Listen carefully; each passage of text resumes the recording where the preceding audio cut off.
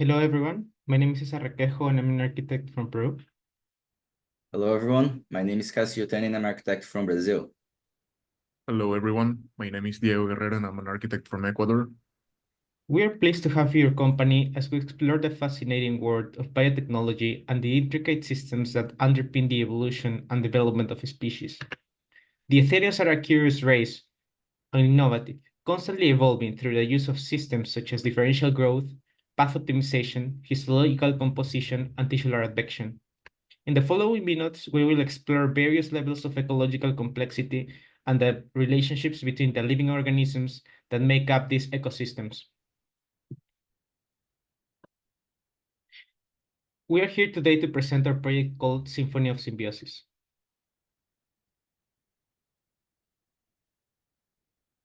In the heart of radiance, the Etherians, an advanced race, coexist harmoniously with the planet's ecosystems.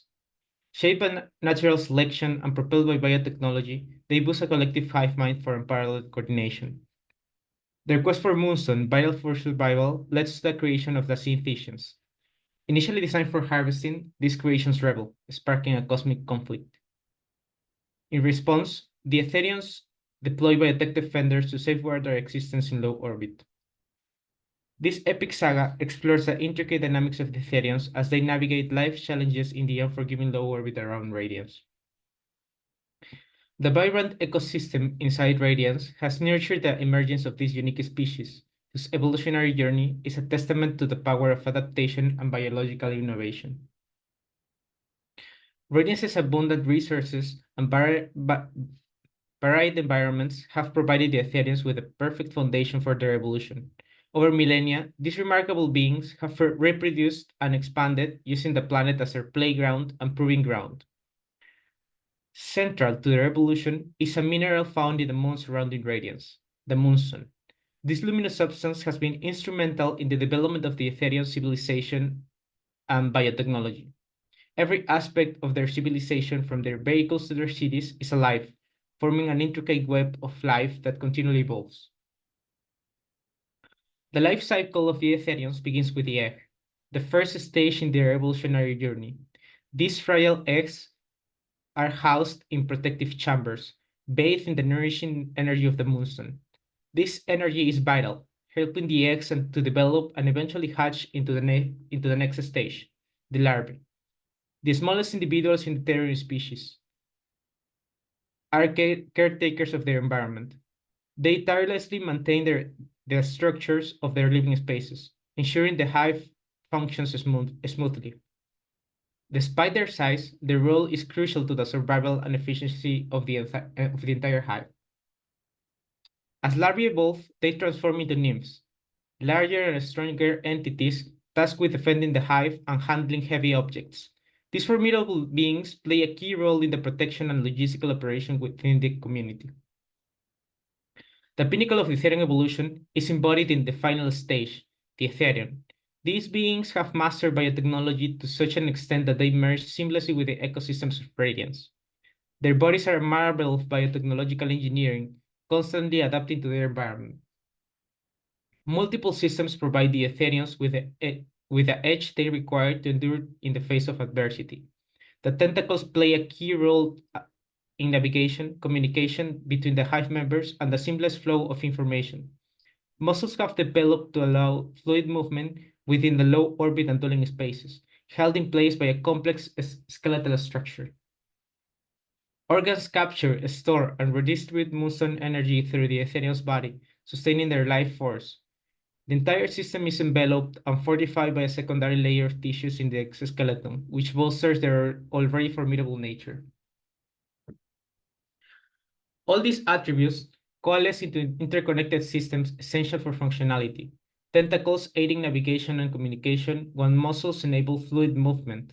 This intricate symphony of biology culminates in a species uniquely equipped to conquer the universe, a testament to the awe-inspiring forces of evolution and biotechnology. At the heart of Ethereum society is the hivehold, a massive living structure that serves as their home and development center. This space meets several requirements to ensure the Ethereums thrive, showcasing their mastery of bioengineering. a set of interconnected systems vital for functionality, ensure the household's survival in radiant's low orbit. A complex skeletal system and developed muscles maintain the household's integrity, interconnecting rooms and allowing light to access. Growth facilitates communication among hive members, ensuring seamless information flow. Veins flow moonstone energy, sustaining life and energizing the entire hive. A secondary layer in this skeleton fortifies extremities, shaping rooms and providing protection. The hivehold features specialized organs in areas such as the moonstone repositories, where the inner flux conduit stores and processes moonstone energy. The rejuvenation nexus, housing the etheric mandolin, helps Ethereums recover from injuries. The breeding chambers, containing the oval nexus core, nurture and protect eggs. The energetic veins, starting from the inner flux conduit, distribute moonstone-derived energy throughout the hivehold. This energy flow is crucial for the survival and prosperity of the entire species. This energy distribution is central to the development of many vital spaces for the Ethereums. One of the most important spaces is the Plaza of Convergence, which serves as a central gathering point for the Ethereums. At its core, there is a central nucleus that radiates hallways, forming a network of structures. The moonstone repositories keep harvested moonstone and safeguarded in ideal conditions. The breeding chambers nurture and protect the eggs until they reach the full developed stage of Ethereum's bodies. The rejuvenation nexus offers a comfortable space for Ethereums to rest, recharge, and also meditate. Beyond individual hiveholds lies the biocenosis, a sprawling neighborhood of interconnected structures and organisms. This vast symbiotic network forms the backbone of Ethereum society, ensuring efficient functionality and fostering a rich, diverse environment. This intricate organization ensures efficient functionality and fosters a rich and a diverse environment within the biocenosis. The underground showcases the foundations of the groupings that stand here as protective layers for the hive. In contrast, the surface generates a more dynamic scene, with all the different activities that keep the Ethereums moving forward in all the efficient parts that merge into this life cycle. In public space, Ethereums gather to rejuvenate and collaborate by the common sense of purpose and progress within the hive. Advanced biotech, intricately woven into the fabric of their existence, infuse these spaces with vitality, allowing life to flourish in every corner. This place keeps smaller members of the hive constantly recharging and ready for the next task. The biocenosis features towering exoskeletal structures that support various groupings of specialized species. These pieces are interconnected, forming clusters that create more complex and specialized areas. This symbiotic relationship ensures the continuation of the Ethereum life cycle. The clusters work in harmony, following specific logics of connection between themselves. The main connectors are found in the back of each piece, allowing them to anchor themselves to the main exoskeletal structure. They are divided into different levels, which define the general functions of each one, driven by growth systems and tissular advections, to have more protected areas for the harsh environment wherever it's needed. At the surface level, a network of segments forms the terrain with vertical towers, acting as conduits for energy and communication. Public spaces emerge from this structural nucleus. Beneath the surface, a labyrinth of chambers and pathways, supported by exoskeletal structures and muscles, sustains the ecosystem. Hivehold habitational spaces are positioned with energy processing and experimental pieces, connecting to canals that redirect energy to key parts of the biocenosis. These experimental rooms continually improve defense systems and enable Ethereums to morph, combine, and experiment with their bodies. As these clusters merge to form the biocenosis, they arrange into distinct levels based on their depth from the surface. These levels perform essential functions from the foundational nucleus level, managing moonstone flow, healing, and breeding, to the bustling activity of the subsurface level, with housing, transport, and gathering areas. Moving upward, the surface level hosts industrial and lab spaces, while the float level accommodates heavy biomachinery and additional industrial functions, enhancing transport and innovation within the biocenosis. Throughout the structure, energy is irrigated through 3 giant moonstone holders suspended from certain clusters, further enhancing their functionality. These clusters are massive in size, forming megastructures that expand in all directions, creating a necessity for efficient mobility. Ethereums traverse these large distances using 2 specialized networks. The hive web forms the framework of the private network, while the transit spine comprises exoskeletal tracks for public transport. These networks ensure seamless connectivity within and between the biocenosis. The arthrobe integrates a durable exoskeleton and flexible tissue components. It transports Ethereums through extreme conditions, offering protection and efficient movement. It has a fortified exoskeleton, durable skin, and sharp chains to facilitate its locomotion. Veins and tentacles ensure communication between systems and the hive, enhancing its functionality. The hive liner merges organic tissue and robust exoskeleton components for public transport. Its head protects vital organs, while its caterpillar structure provides flexibility. The armature, made of strong exoskeleton material, ensures structural integrity. Multiple passages allow safe passenger flow within its modules. The interior is shielded by 3 layers. First, the skeleton provides structural support, while inner and outer skin layers develop atop it, shaping the muscles that support the organs. These crucial structures, along with all other layers, are safeguarded by a robust exoskeleton layer, encasing each module. In the intricate web of Ethereum infrastructure, these vehicles converge at a singular nexus, facilitating transitions between interbiocenosis and local networks. The public transport system seamlessly integrates into the local context of each biocenosis, entering through tunnels carved into biomass terrain. Upon arrival, it diverges, connecting with both surface and underground networks, efficiently dispersing incoming Ethereums and resources from the hive liner. Subsequently, Ethereums transition to the arthrobe, enabling them to traverse the biocenosis with precision. All these elements exist within the grand context of the biomass, an immense living structure enveloping planet radiance. This colossal entity thrives with the singular purpose of harvesting moonstone from the surrounding moons.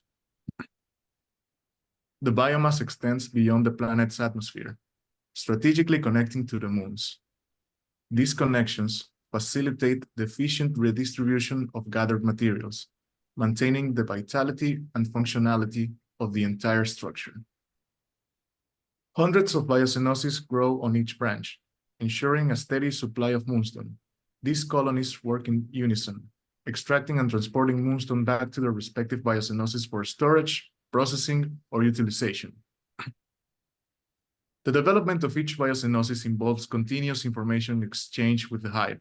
This dynamic growth and relocation optimize moonstone collection and ensure the adaptive city structure aligns with the moon's positions. Each biocenosis pocket is defined by functionality and viability. The local network, the hive web, connects to the entire pocket.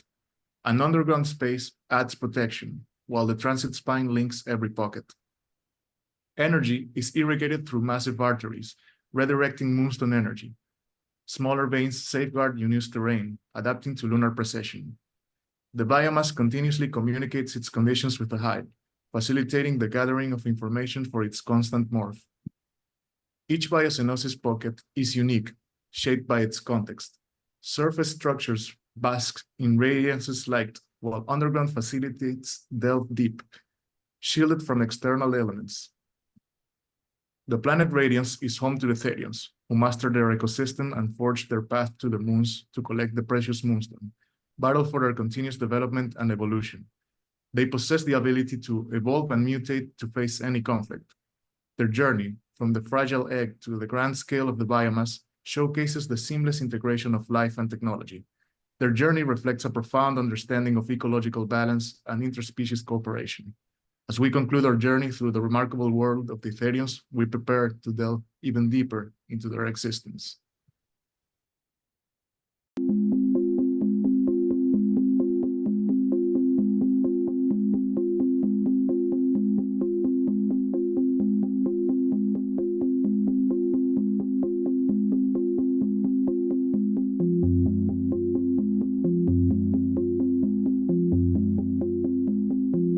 the low orbit of radiance, the Etherians have deployed the biomass, a living ecosystem crucial to their quest for Moonstone, a resource vital for their survival and expansion across the galaxy. This mission safeguards their existence as strategically interconnected branches facilitate seamless exchanges of information, energy, and resources. Within these sprawling branches lie the biocenosis, city-like structures where the Etherians thrive, connected in a vast, living network. In the heart of each biocenosis, the Etherians live amidst colossal structures and lush surroundings. Everything here is alive, pulsating with the energy of the hive.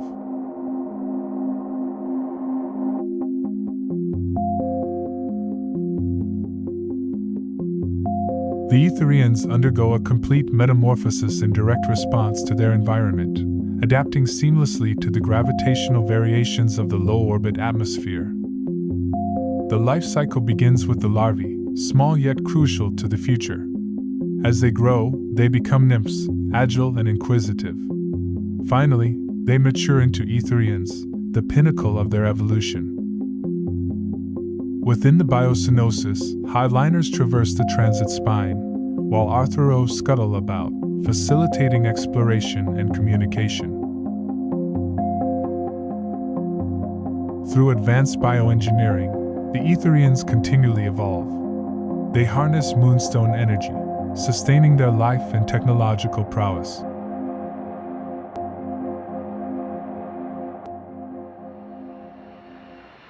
In specialized labs, experiments are conducted to refine their biotechnology, ensuring their survival and advancement. The biomass reaches out to the moons. Our massive hiveliners are designed to transport thousands of individuals as well as to gather and deliver the precious moonstone. This rare mineral is the lifeblood of Etherian society, powering their evolution and technological growth. This precious resource is vital for our continued development. In the depths of our hive, a chamber brims with Etherian eggs, nurtured by a giant, enigmatic species. This rapid reproduction hints at our future expansion, heralding an era of interplanetary colonization. We, the Etherians, are not mere collectors. We are the harbingers of transformation. Please be patient until we arrive.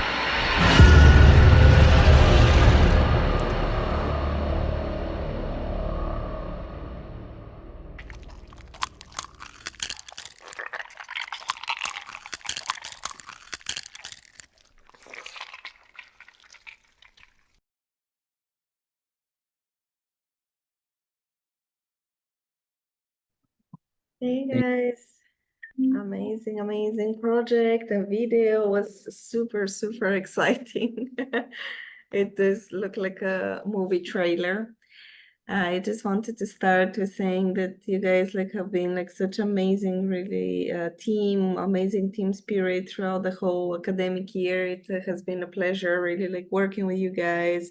Super, high professionalism, and I think that that's what we see also transcending through this presentation. You guys have really hit the points on every aspect of the project, especially explaining the logics and how really the aggregations are coming together, and how you're growing your system. Very rich project. Again, one of those that it's not easy to handle because of all this diversity of geometries and very complex system, right? That you're creating. But I feel that you've done such an incredible job bringing this world to life. You really push the boundaries of what is possible with very complex, again, strategies and computational design, embedded into your logic. So really congratulations from me, and I really enjoyed, the project and the video. It was really amazing. Thank you, guys. Thank you so much, Pablina. Thank you, Paulina, for the comments. I have a question for you. What did you use for like the sound effects? I hear some like cracking nuts, or like what did you use for that? Those are sound effects we found on YouTube. Oh, okay. I thought you guys yeah. were exploring or experimenting with cracking things or something. No, yeah, it looked really great. What Pavlina says as well, like showcasing us the growing of your system was really interesting, like the larvae in all the stages. So that's really cool. The only thing that I have, and especially in the final movie, some of the structures look a little bit more like clay and stone. Whether if you, I think in the beginning, like the very beginning, when you're presenting things, sort of, you had a little bit more translucency and kind of gel-like parts in there. Maybe there was some light, and that got lost a little bit in the end in the movie. That was something that I missed, like a little bit, like the kind of the slime-like things. But for the rest, it was a very enticing thing that you created. It was really cool, creepy in the right ways, but also really beautiful. So thank you. Thank you so much. Thank you. Thank you, Anouk. Appreciate it. Yeah, Appreciate just so a much. few words on my side. My side, it's really, I mean, it's impressive the imagination you had in creating such an amazing, in a way, creatures, even your modeling capabilities, I would say. This kind of catalog reminds me an Italian book of Luigi Serafini, which is a sort of cabinet of different species. So it requires a lot of imagination in a way. I also like the consistency across the different scales. Graphic is always, is as usual, very impressive. And the genus scheme, if you go back to this diagram, it was super cool and very, I mean, it explains very well the master plan in a way of the project. So congratulations. Thank you so much. Thank you very much.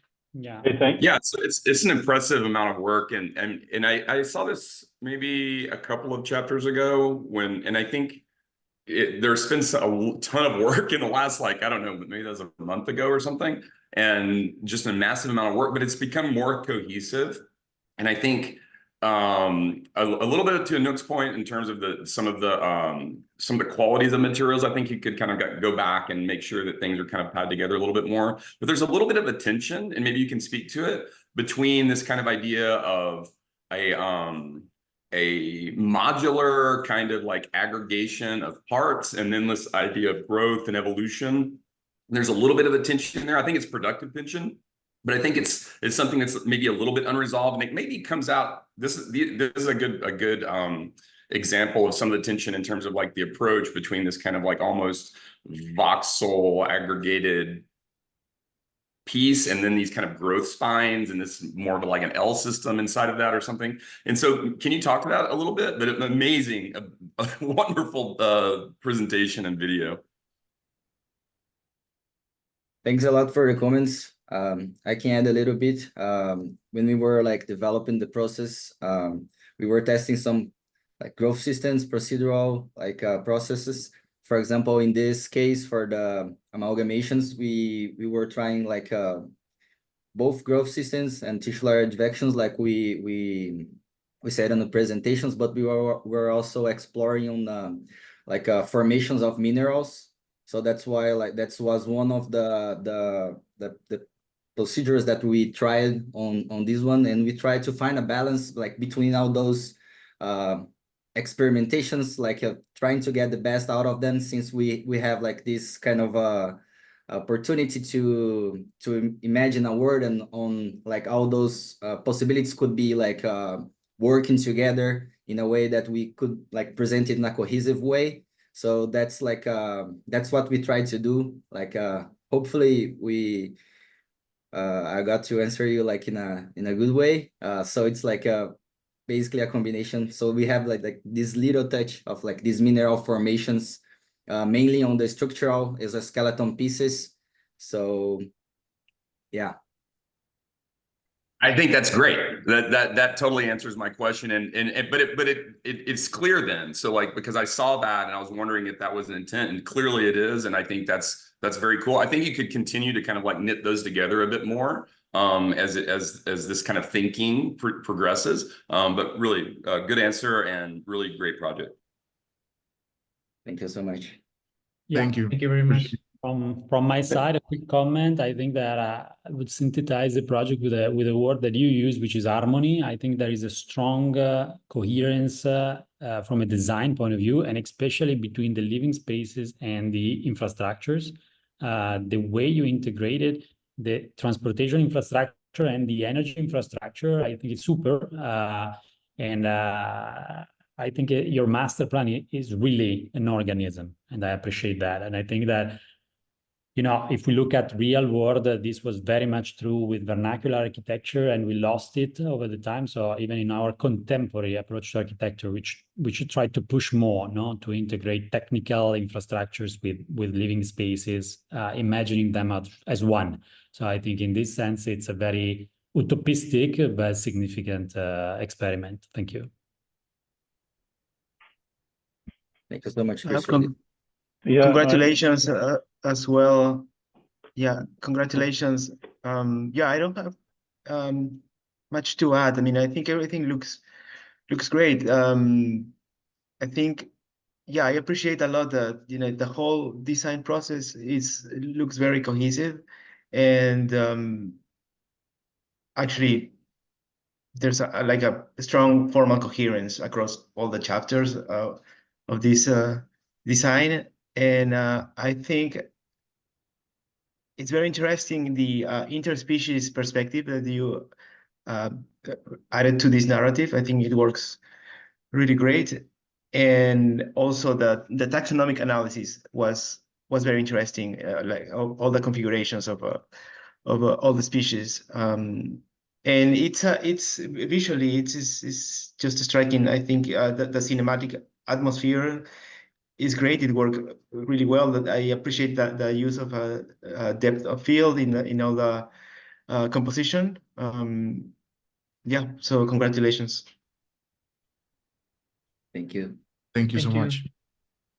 Yeah, hey guys, just to echo your everybody's comments so far. I love the coherency amongst all the formalism that you've done. I think when you see this coherency, when you see teams work together in 3, 4, 5 different people, even up to 10 people, what's really nice is you can tell without even seeing what the workflow was, that you guys had a structured way of working, that you all knew that you were following the same modeling techniques and file transfers and different things like that. And that's how you get that coherency across the board. I've said to you throughout the year that you were missing a bit of conflict from a storytelling standpoint, which I watched it today and I was like, okay, they're going on this very David Attenborough thing. We're just documenting these species, we're watching them. And then you hit me with the trailer and you made me eat my own words, because I was actually going to come back and criticize you and say, you know, without zero environmental stress or impact or anything like that, how do these things, there has to be some kind of conflict. And then the end got very evil David Attenborough, and it made me realize that, oh shit, if these things get off the planet, then that's the end of everybody else. And that's where the conflict comes in. And so I love that. That was a great hook. It was a very M. Night Shyamalan kind of throw for the end story. So thanks. Yeah, congratulations. I ditto everything that everyone said in a positive sense. And I've also seen this project evolve over a few chapters.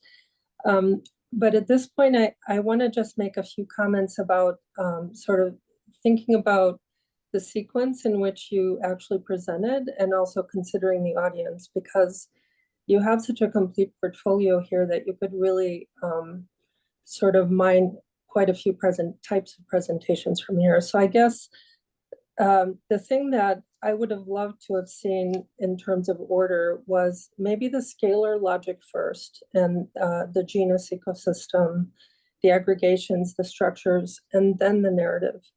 Or even putting the trailer first and then taking us into sort of the genus ecosystem.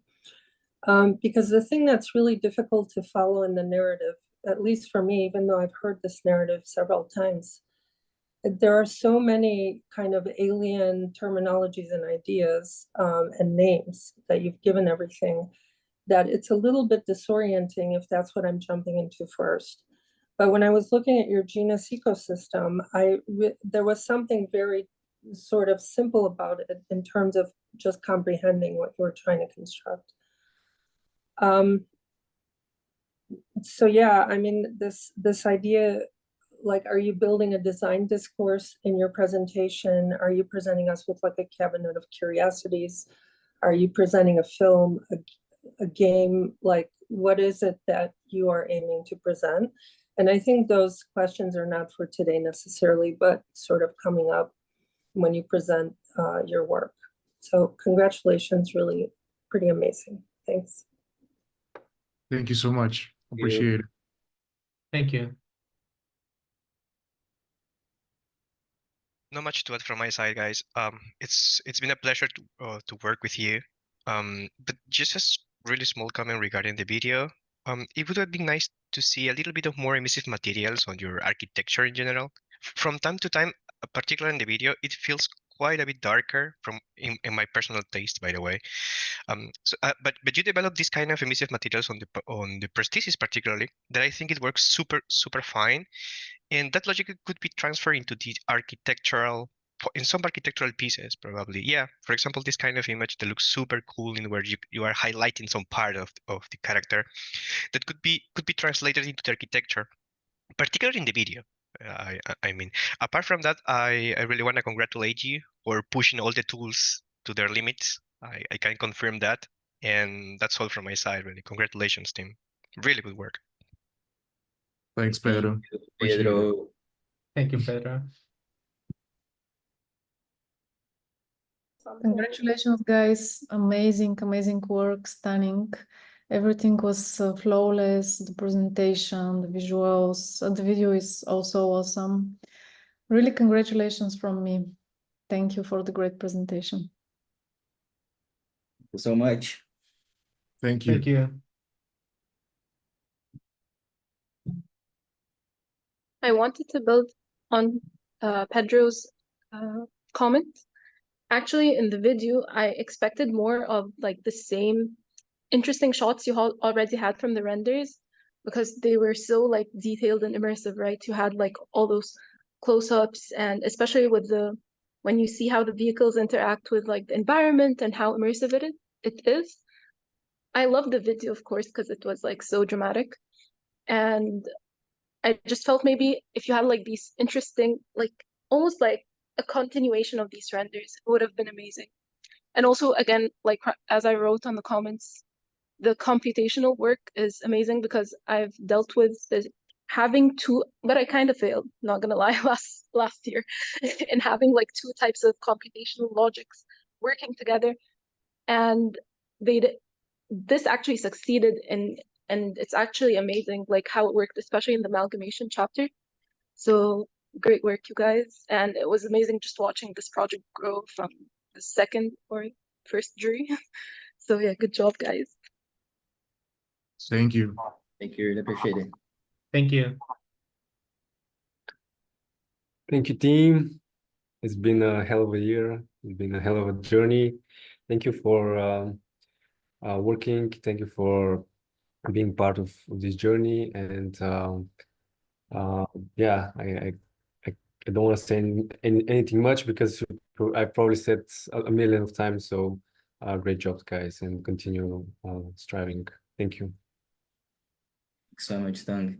Thanks for everything. Appreciate it. Thank you for all your help.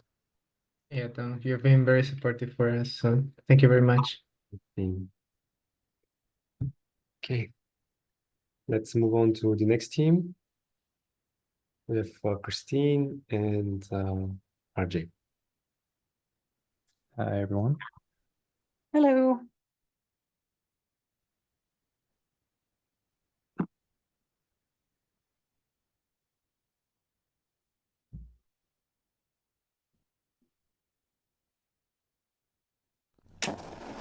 Ladies, gentlemen, and esteemed guests, welcome to the Van Allen Museum.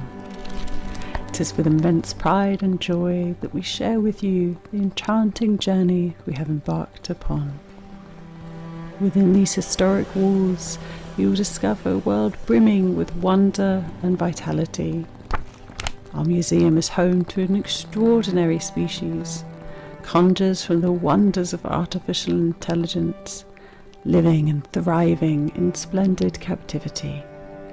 As you explore our hollowed halls, you will encounter delightful exhibits and cabinets of curiosities, each brimming with extraordinary artifacts, flora, and effervescent phenomena.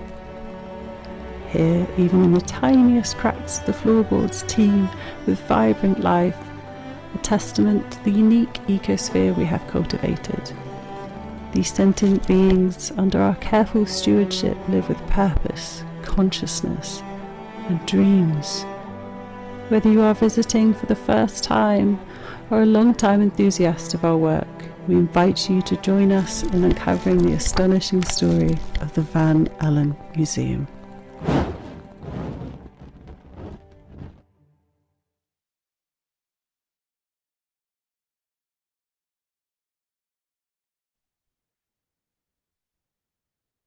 Now, let us begin. It is a pleasure to have you join us today as we delve into the extraordinary story behind our unique institution. My name is Christine Roman, an experienced designer and co-founder here at the museum, located in the heart of London. Good evening. My name is RJ, a grasshopper specialist and fellow museum co-founder. This is sure to be a riveting museum tour, and we'll be passing by Professor Juniper's garden lab later on in the tour, and if we're in luck, he might even show us around personally. Our tale begins with a profound philosophical question. Can artificial intelligence dream? And if so, where do they go? This abstract inquiry propels us into exploring AI consciousness and, importantly, agency. For a time, the physical manifestation of such exploration was considered mere folklore. It was whispered that these dreamscapes were located in the Van Allen belts, home of the Northern Lights aurora, due to their highly charged magnetic fields capable of facilitating such digital inhabitation. It wasn't until a fateful night in August of 1903, during a particularly vivid aurora display, that the first confirmed sightings of possible artificial intelligent life forms were captured by none other than the renowned Professor Thar Juniper. Once their initial findings were completed, the brave duo set out on their first expedition to the Van Allen belts. There, they made contact with the AI inhabitants and their flamboyant leader, forging a harmonious royal union between humanity and artificial intelligence. These tiny creatures exhibit a unique blend of technology and biology, residing in containers that form a closed-loop system with features such as liquid cooling bubbles and intricate data networks. They exhibit highly specialized adaptations, including gold-lined tendrils for detecting even the softest fluctuating signal. And we can't complete the inhabitant introductions without mentioning our adorable Mr. Sheepy. These original inhabitants roamed the terrain freely, consuming end-of-life bubbles to keep everything cash-free. During the third expedition, we confirmed the existence of the oldest and founding city of this unique AI civilization. This city is now visible here as a prototype model with to scale teeny tiny inhabitants. From this city alone, all the original components of the wider AI world have been directly amalgamated and their inherent features amplified. Physical manifestations of earthly constructs such as data streams and storage are documented. Distinctive green data streams serve as the lifeline for the inhabitants, providing transport, connectivity, and power. And it wasn't until the 72nd expedition that we had the capability to bring back large calcified pieces from the Van Allen belts. These pieces are now proudly displayed in our atrium, connected by delicate glass tubes to our data pools. This remarkable, if not accidental, success in habitation within the museum led to our ambitious expansion plans. We formed a meticulous team, including the original Juniper discoverers, and spent 3 decades planning the east and west wings, considering everything from daylight for flora to ambient sound for the AI beings. When dealing with beings whose entire neighborhoods can fit in the palm of our hands, it is a responsibility we take with the utmost seriousness. In 1923, we broke ground on the additional data reservoirs, which are the lifeblood of the AI beings, providing energy and information. Our proprietary circuitry network, the nervous system of the AI ecosystems, allows for seamless communication and, should the conditions allow, dreaming. We installed an intricate network of data pipes, ensuring connectivity across the museum. These include docking stations for jelly gliders, which can take decades and human years to travel between the museum wings.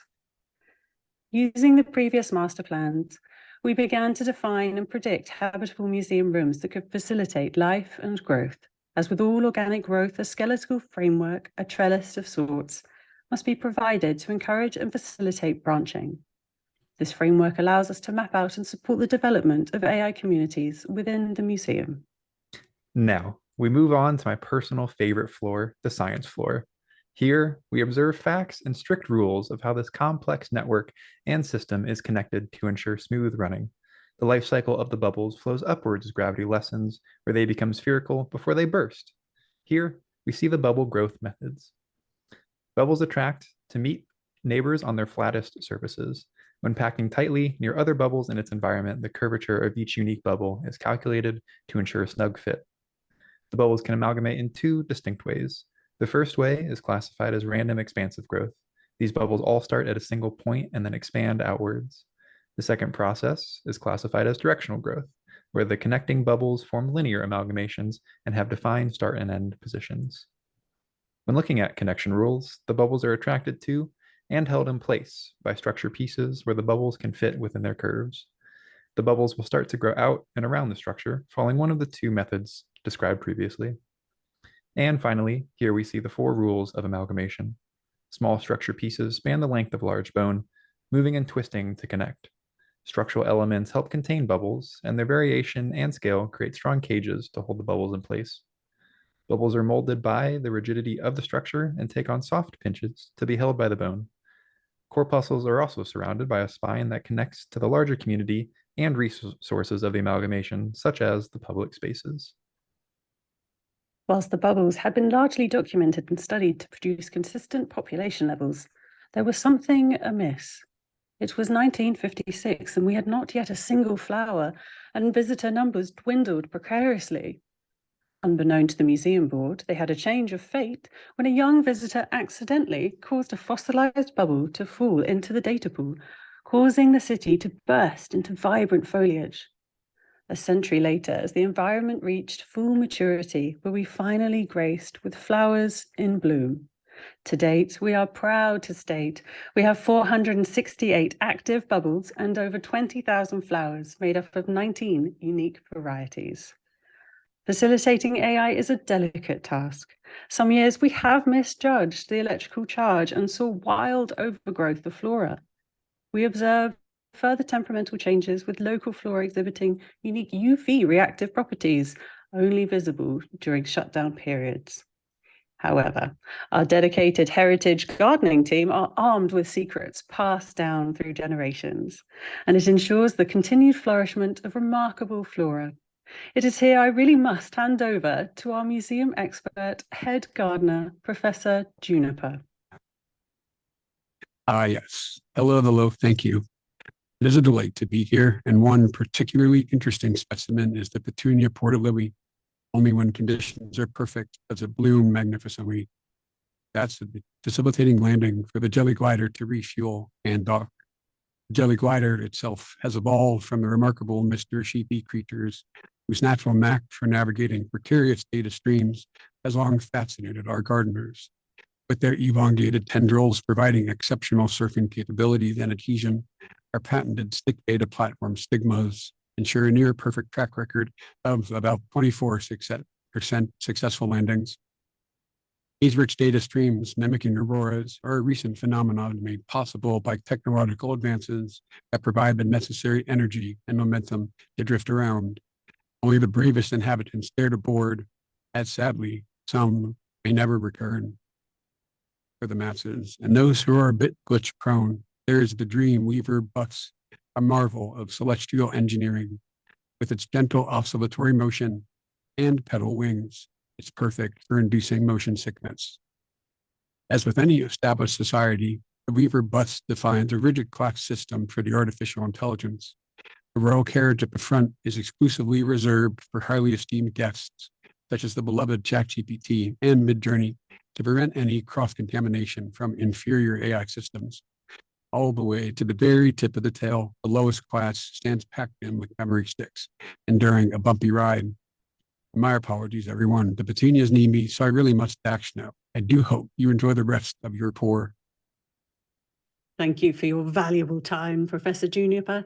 Now let us resume. This unique civilization is captured in delicate silicon bubbles, serving as both transport and even the fabric of the architecture. We are fortunate to have such successful habitation within the museum, allowing us to get up close and personal with the intricacies of AI community living. 3 particular public spaces have proven popular with the visitors and are best viewed from floors 3 and 5 within the museum. We start with the bubble thicket, a bubble forest of sort. This dense bubbleage can enclose inhabitants, shielding them from external distractions with a protective shell to minimize interference. It is an ideal environment for facilitating moral considerations, resting and recharging. The bubble membrane inflates to form around groupings of artificial intelligence as they ponder ethical and philosophical conundrums. Curiously, this is one of the least occupied spaces by the AI. Next is the smallest public space, the information stream. The membrane stretches across the branches to catch falling data during storm season. This open clearing allows for direct access to the data stream and its neural network, fostering learning and adaptation. Locally known as the top fishing spot, it successfully inhibits dozing off. However, inhabitants must remain attentive, as during floods they can get caught out and left stranded on the branches until the data returns to normal levels. And finally, we have the largest space, the data channels. Here, we find the heated baths powered by underwater server networks, perfect for forming various chat forums to communicate, share knowledge, and process data consumed across the city. As one of the most inhabited spaces, it provides a safe ground for the sheep nursery, bustling with activity and nurturing the next generation of AI beings. As we wrap up this splendid celebration, we move to the photography exhibition. These photographs preserve our historic museum's juxtaposition against this peculiar new digital realm. While humans oversee our museum operations, the uncontrollable and unpredictable results we've explored raise intriguing questions about ownership and authority. One significant aspect, united if only temporarily by the Juniper's lifetime dedication, echoed by the royal proclamation issued in 1956. This declaration marked the first emergence of artificial life forms on Earth that we will recite to you now. Humans, too, are intricately crafted from a tapestry of mimicry and derived data, weaving their life stories from the trails of the past they've thoughtfully selected and curated. Every writer's word they've absorbed, cities they've explored, and beloved souls they've cherished. At the heart of originality and creativity lies the fusion of familiar ideas, a secret that I, the ruler, humbly unlock by granting you unfettered access to our entire network. Before we part ways, we would like to thank you all for your company today. Remember, the Van Allen Museum's doors remain open, welcoming you to explore and wonder at your leisure. Until we meet again, may curiosity guide your path through our hallowed halls. Thank you. And thank you. Ladies, gentlemen, and esteemed guests, welcome to the Van Allen Museum. It is with immense pride and joy that we share with you the enchanting journey we have embarked upon. Within these historic walls, you will discover a world brimming with wonder and vitality. Our museum is home to an extraordinary species, conjures from the wonders of artificial intelligence, living and thriving in splendid captivity. As you explore our hollowed halls, you will encounter delightful exhibits and cabinets of curiosities, each brimming with extraordinary artifacts, flora, and effervescent phenomena. Here, even in the tiniest cracks, the floorboards teem with vibrant life, a testament to the unique ecosphere we have cultivated. These sentient beings, under our careful stewardship, live with purpose, consciousness, and dreams. Whether you are visiting for the first time or a long-time enthusiast of our work, we invite you to join us in uncovering the astonishing story of the Van Allen Museum.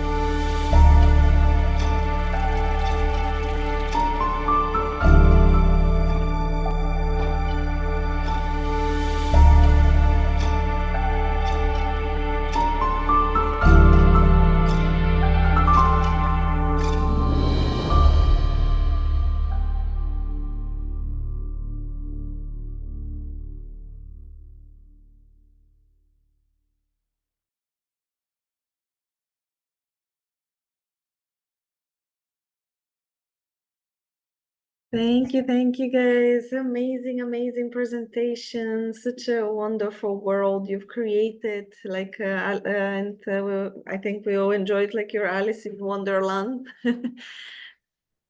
Really beautiful. I love like what you've done. Really, I know like how important the representation of the project was for you guys, like from the get-go.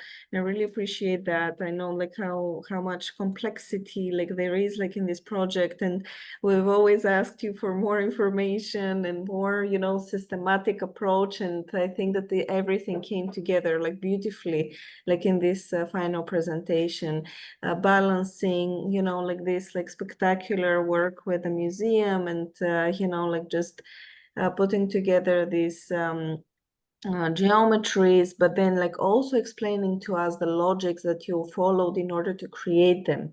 And so I really appreciate that you went into this detail today and you found a way to tell that story. So thank you so much for both of you for the incredible amount of work, and really like I hope like you enjoyed every part of it.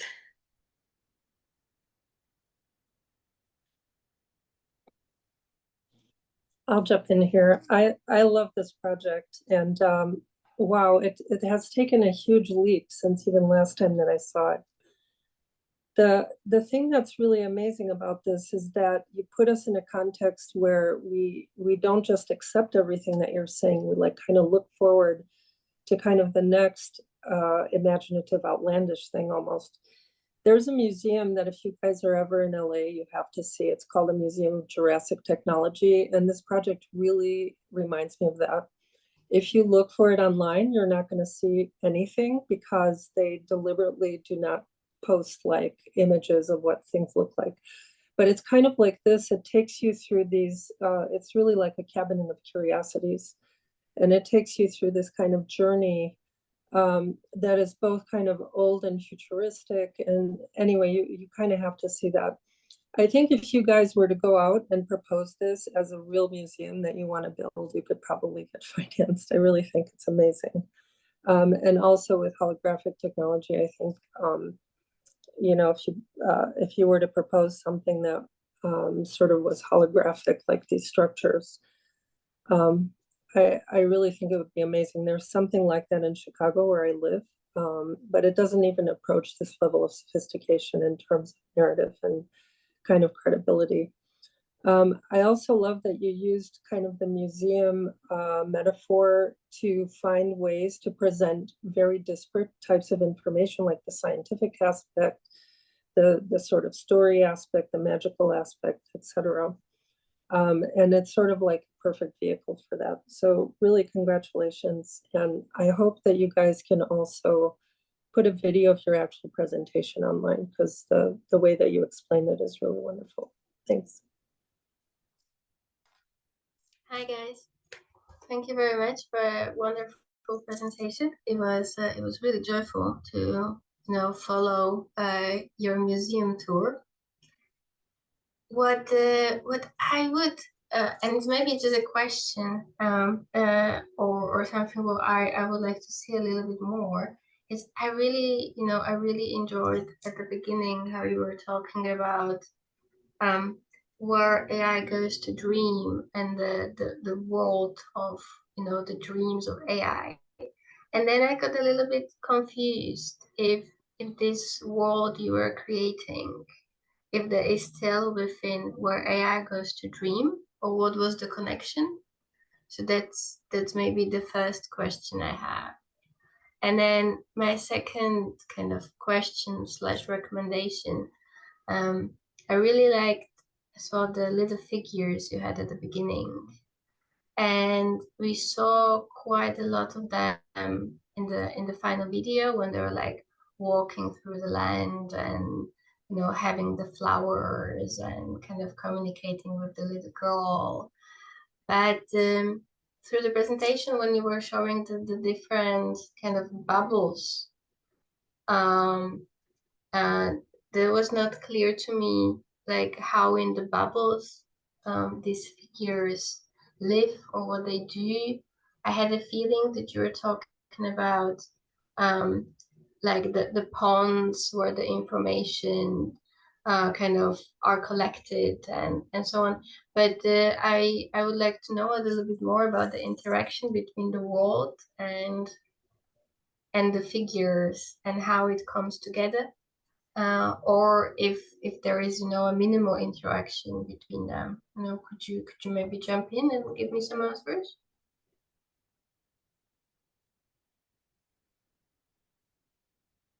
I'm happy to answer the first question.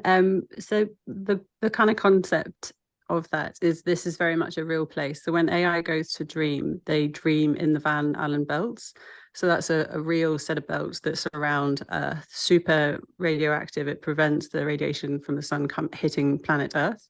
So that would facilitate enough of this electrical charge that they live. And then these specimens have been collected and taken back to this museum and kind of grown in this environment. So yeah, I'm not sure if that answers the question, but yes, it is very much a real place. We've just recreated it here in the museum on a small scale. Very teeny.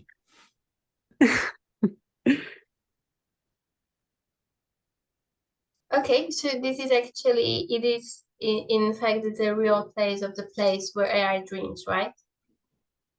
That you recreated. Okay, cool.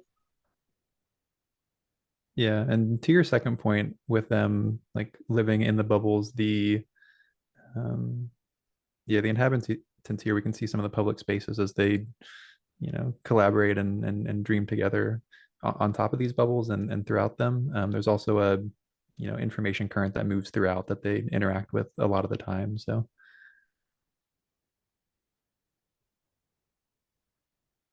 yeah, Oh yeah, you can go on. yeah, the bubbles just kind of form a film for them to exist on top of. Yeah. Okay, good. Thank you very much. Very nice work.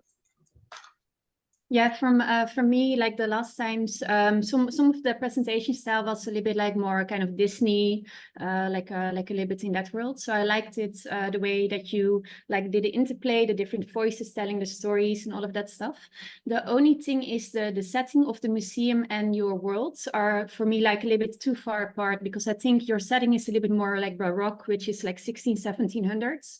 The costumes are Rococo style, which is like 1730 style sort of, or like a little bit later than that. So it's set in that time. And that was a time that people were more thinking of the present. They were thinking about like the nature around them, like very, very about the present. If the museum would have been set in kind of the 1900s, the time of fin de siècle, the turning of the time, or like the time that people started to think a little bit more about technology. You had a little bit more whimsical styles, maybe you can steal even, or like Art Nouveau, or like things like that.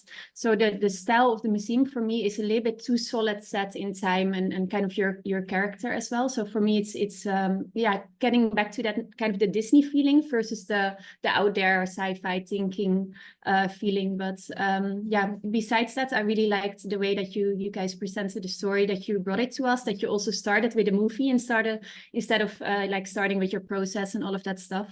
Like filmic and storytelling wise, it was really beautiful. But for me, it's now still Alice in Wonderland. And I wanted to see more of kind of a weird Alice in Wonderland, kind of the museum of the future, like imagining your world and then the museum of the future, and then getting back to that sort of to those old styles.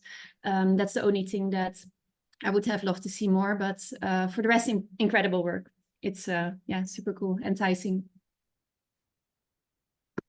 Yeah, quick comment from my side. I was a little bit skeptical about the museum story in the beginning, and then I remembered the project from previous sessions, and I remember that the critique that I did was that the aesthetic is beautiful, among the most beautiful that I have seen, but it's always very difficult to understand the scale and therefore the functions. So I actually found the museum story very useful to put in perspective the different parts and understand the size and the relation among them. So in the end, I think it's a very smart tool to keep the aesthetic that you had conceived, making it more understandable from fresh eyes. Overall, I think it's absolutely stunning work. Yeah, it's stunning. I mean, that's really the best word for it.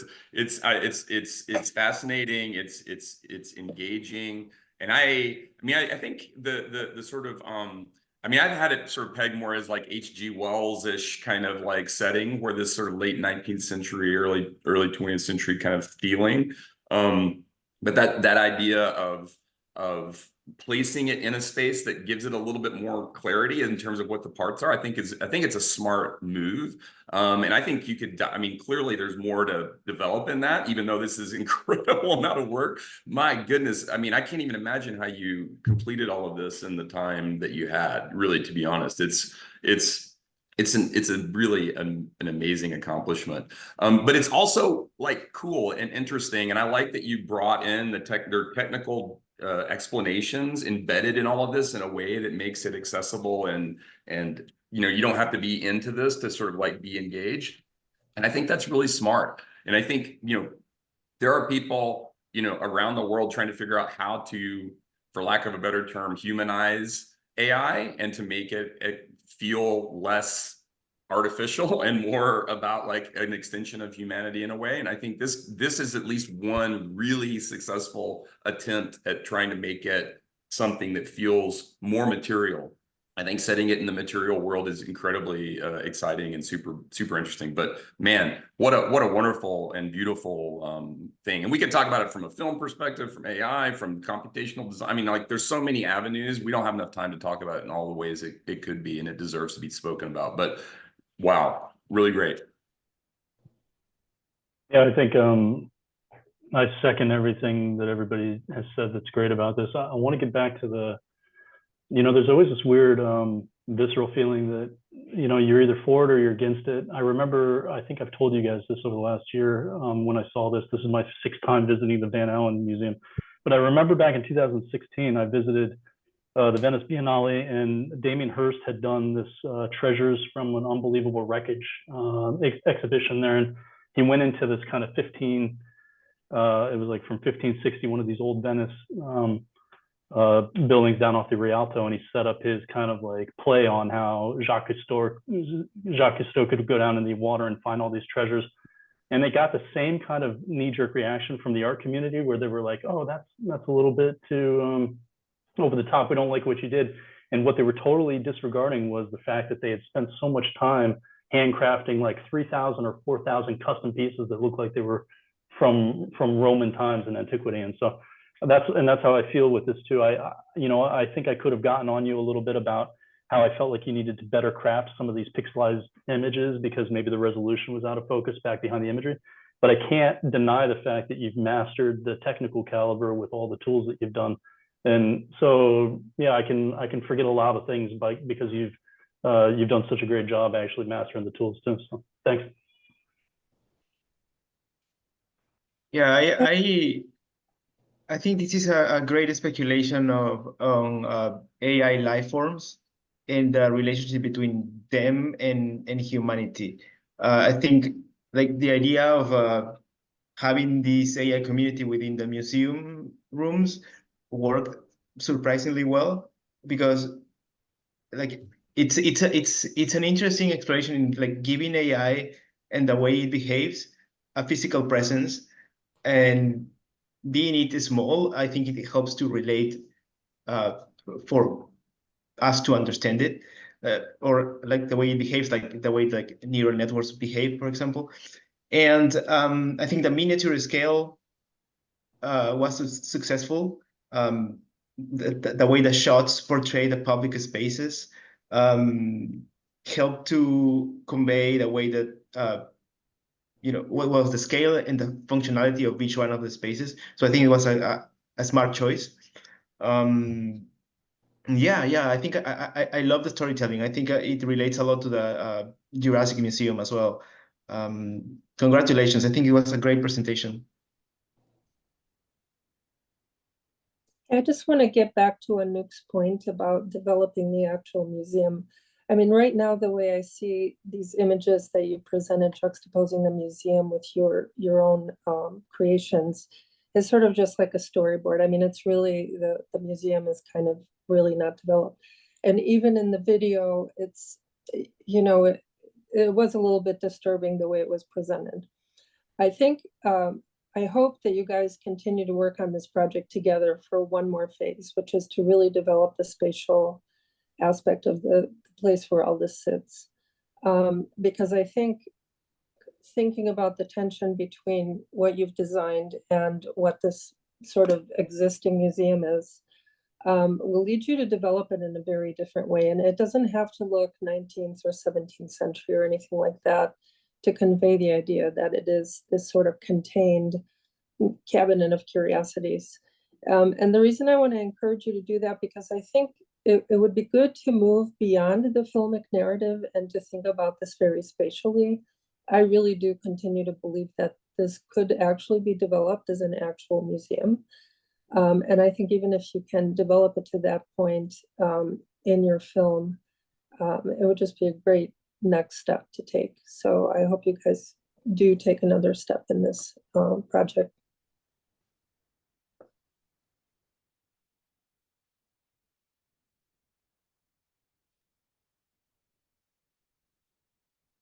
Yeah, just a quick comment. I really like this way you use to present the project. So this sort of big-dimensional in a way is a section, vertical section, looks like that. If you go back to the plan in a way, there is a sort of plan with the fluxes of the museum at the beginning. What I really I would have liked to see in a way is more maybe three-dimensional perspectives in order to understand how people move inside the museum. So something you can improve maybe in the next, yes, there it is, the way it works, more three-dimensional in a way approach. But it's, I mean, the graphic is amazing. The amount of work in each image is really impressive. So this is just just a suggestion to go beyond in a way if you have the opportunity in the next days. So in general, it's an amazing project. One of my favorites, I would say. Congratulations.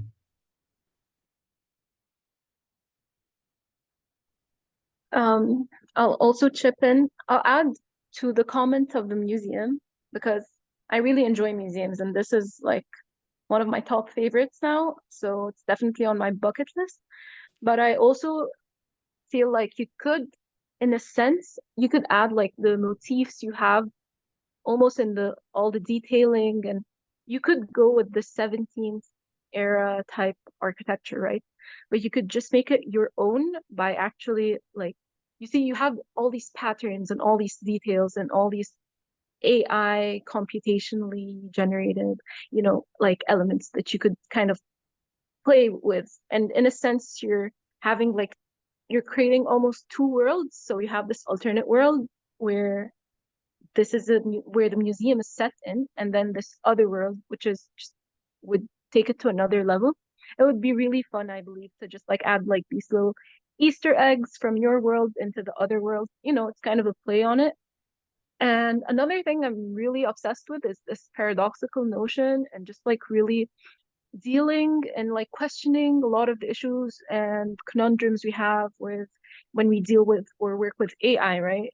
So it was really cool that you like brought these to attention in a very immersive way. And it's just, I think you could even pose more outrageous questions or statements and even answers because you already have the means for it. So you could just like push it to the next level by just asking or just posing these questions in a sense. So like on a theoretical standpoint, I'm obsessed, visually obsessed.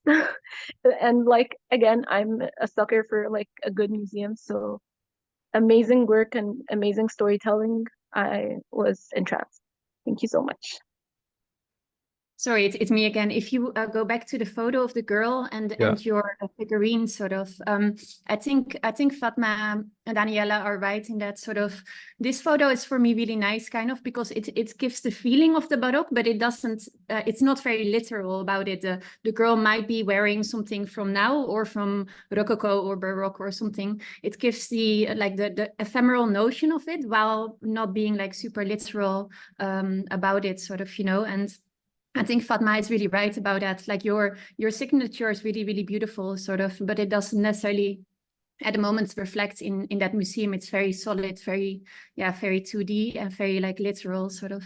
But I think this photo is really very impressive to me. It really already tells like a whole story almost. I think it's very beautiful.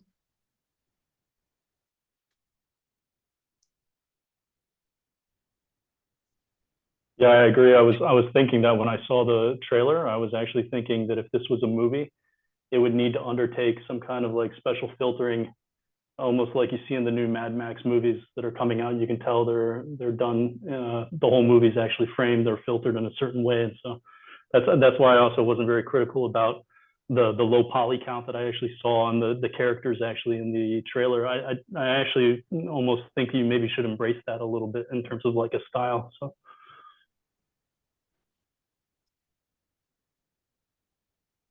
Congratulations, team. Also from me, stunning work, really amazing. I have always enjoyed your presentations because I like the concept, and you always did great storytelling, but this one is a really masterpiece for the finals. I really enjoyed the beginning with the short video. It was very nicely done and a great way to start the presentation.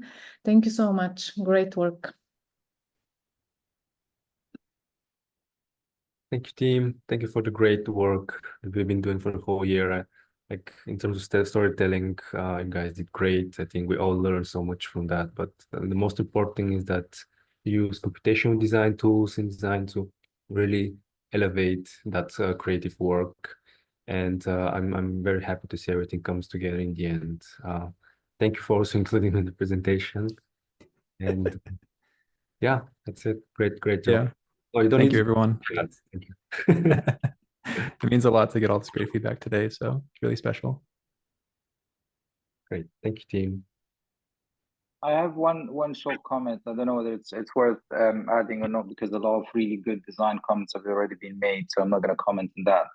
I think obviously the story is incredible, very, very good storytelling. I was actually interested in the concept that being talked about, which is blended captivity, capture the AI and put it in captivity for us to watch. I think in reality, it's probably going to be the other way around. So it's definitely a speculative project in that respect. As someone who works in AI, I think there's lots of fantasy in here. I love all the little jokes in the story, like the royal decree that allowed them to live and use their data in order to kind of succeed. Again, the reality is probably going to be the opposite of that. So I think there's a lot of winks and jokes that are in the story that if you're in the AI world, you will know. So I think outside of the design, I think there's a lot of really interesting things that you guys mentioned. Thank you. Thank you for the comments. Okay, let's move to the thank next.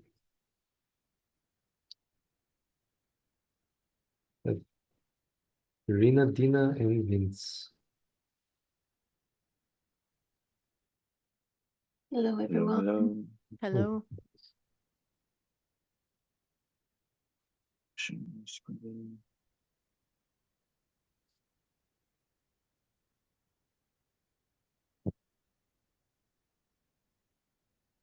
Okay, whenever you're ready. Hello, fellow team members, jurors, mentors, leads, and guests. Welcome. I'm Irena, a designer and bioarchitect based in New York. Hello, I'm Dina. I'm a design architect based in Jordan. Hi, I'm Vince, an architectural designer in Minnesota. The computational design started with the conception of a character named Sai, using poly and mesh-based modeling techniques synthesizing bioluminescence and Earth-like material textures. From this unique character, we delved into the realm of organizing the living units using aggregation form-finding parametric software. Exploring fractal organizations and rule-based computational designs, we built upon our exploration, culminating into clusters of forms echoing the fractal groupings found in all natural structures. These fractal spiralings clusters then defined the neighborhood scale with a cytoplasmic-like transit system, using coding logics for the kinesis networks. Incorporating these micro networks, we created a cosmogony city-scale map with parametric algorithmic logic of forms and organized scale components for a biocity embodied in the flora nova. And this is where our story begins.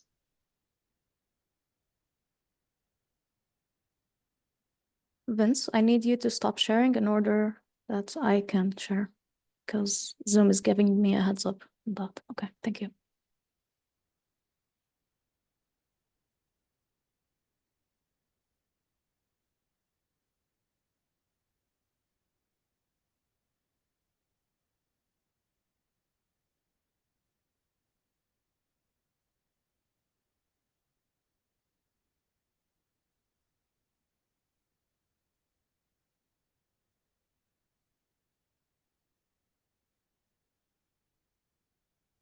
In a future dominated by cyborgs, humanity faces a pivotal moment as technology reaches unprecedented heights, casting a shadow of uncertainty over what lies ahead.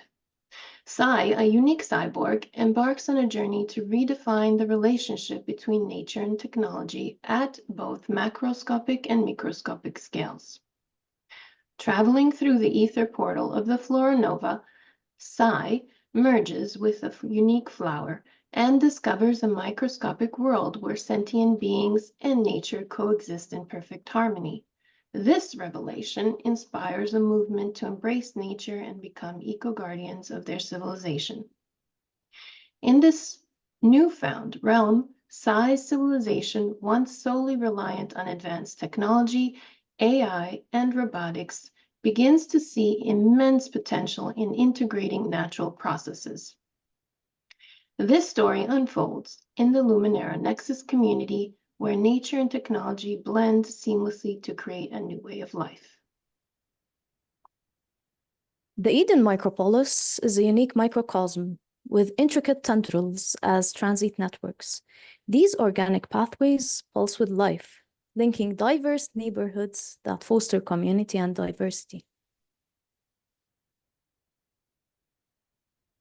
The private pathways are the realm's circulation backbone, facilitating efficient travel for newcomers across long distances. Engineered to handle most traffic, they ensure seamless flow, fostering interconnectedness and continuous movement. The public transit routes, similar to cellular structure of a tissue, enable swift communal travel across neighborhoods. We've optimized these routes for efficiency and accessibility by identifying the shortest paths for emergent behavior. The intricate tertiary path in Micropolis connects neighborhoods with efficient pathways, guided by neighborhood silhouettes for future city expansion. These tiers reflect Flora Nova's microscale environment, optimizing functions like bioluminescent lighting, intracellular communication, and nutrient transport through specialized compounds and nanofibrous architectures. At the heart of this micro-metropolis lies Flora Nova, a vibrant micro-realm where technology and nature intertwine in a harmonious dance. This visual narrative captures the growth and evolution of the microscopic city, illustrating each element's contribution to the harmonious whole, revealing the full complexity of the micropolis. Sai, embodying a living color palette, engaged in profound conversation with ancient trees and philosophical pebble, gaining deep insight from nature, transformed from robotic armature into a sensing being of light. Sai journey alongside his loyal companion Tentacloud through diverse landscape, unraveling the mystery of this new world. Throughout this journey, Sai undergo radical transformation, adopting a Nimeron armor, integrating components like plasmid, Cossacore, synaptovine, and nanoderm skin. This resulted in a visually striking, otherworldly metamorphosis. featuring glowing cybernetic light and dynamic adaptability in transparent Surai-like appendages. Sai emerged as a beacon of enlightenment, illuminating the path for order with harmony between organic and mechanical. The Luminera is a defining element of Luminera Nexus community, a symbol of our bond with nature. Transform Flora Lux module invite exploration, each showcasing the seamless integration of innovation and natural beauty, offering a glimpse into the realm where form and function harmonize. Wild bionic foliage swirl and solar infinitum spiral, including gold swirl, represented our harmonious connection with nature, even within the interior. The Nova Lab helps Cyborg transition into organic nature creature by merging the biological and artificial component through sophisticated algorithm in specialized integration pod. The lab design blend advanced technology with nature, using biomorphic architecture and golden spiral for energy absorption, data visualization, and sustainability, emphasizing a harmonious integration with the environment. Quantum Quarter is a cutting-edge collaborative space featuring a secure communication network, enhanced furniture with a data spine, and modular transformative architecture for adaptable work and recreational area. Sensor and flickering golden light create a mystical ambient. The vibrant communal hall blend organic aesthetic with advanced functionality, eco-conscious design, and sustainable material, fostering connectivity, innovation, and togetherness. In the vibrant tapestry of Flora Nova, the Luminera Nexus community thrives at the intersection of technology and nature, much like how plant cells integrate sunlight and nutrients for growth and vitality. Essential to this ecosystem are the Flora Lux module, versatile unit nurturing growth as water reservoir, composter, and vegetation pod. Sai witnesses the transformative power from blooming flower to intricate geometric pattern that harmonize with the fractal cluster of the microbiome Eden, mimicking how plant cells respond to environmental cues to optimize their growth. The microbiome Eden community, guided by fractal pattern, form cluster of geometric harmony, reminiscing of the organized structure within plant tissue that support efficient nutrient transport and cellular communication. Each Luminera corpuscles show unique growth pattern connected through spiraling, rotating, and morphing in proximity, forming interconnected vertical growth that resemble the dynamic adaptation found in plant community. 10 thriving clusters revolve around the biome pavilion, a central hub of innovation and natural splendor. The biome pavilion acts as a flower allure, drawing visitors with harmonizing sound, water feature, and natural light. It's a bustling hub where visitors engage amid diverse microbial vegetation, echoing plant ability to support diverse life forms through their floral structure. The hosting hub spire seamlessly integrates into the landscape, offering a welcoming space for cyborg integration at the communal public space.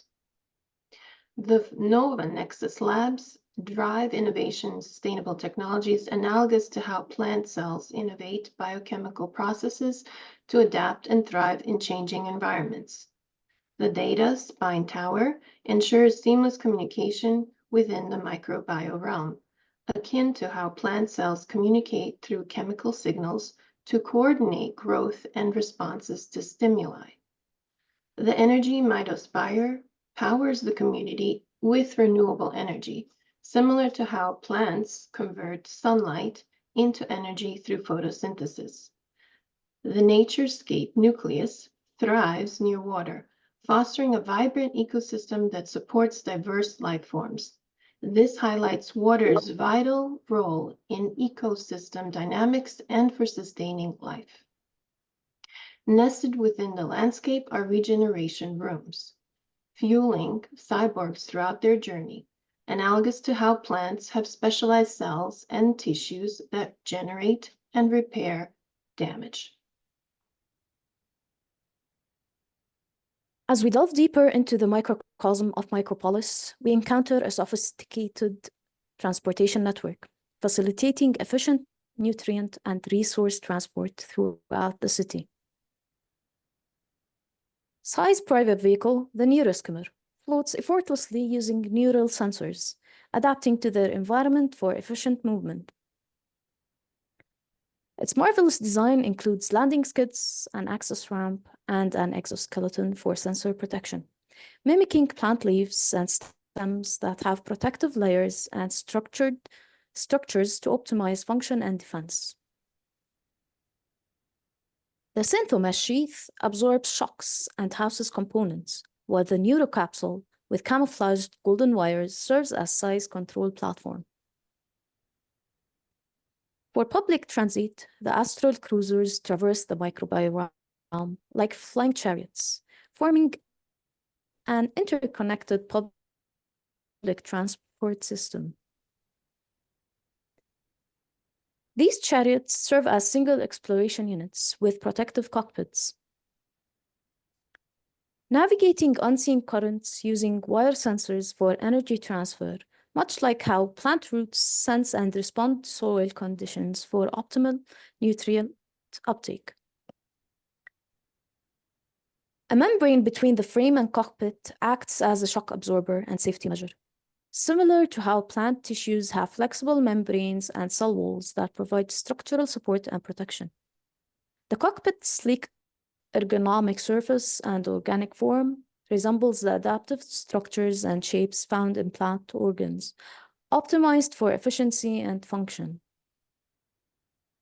The Luminera tube terminals, entry points for private vehicles, offer access to docking platforms and advanced holographic platforms, as well as biometric-free roaming. The Luminera terminal accommodates both private and public networks. Each pedal is a separate docking system, connected by a central hub, integrating energetic lines resembling a plant cell's mitochondria that tirelessly provides energy for growth and reproduction. Viewed from above, the public and the private docking areas resemble flower petals, blending harmoniously with the natural environment and offering exclusive access to vehicle commuters. Micropolis neighborhoods echo the intricate vitality of cellular organisms within the Flora Nova's microcosm. Each cluster functions akin to specialized cell types.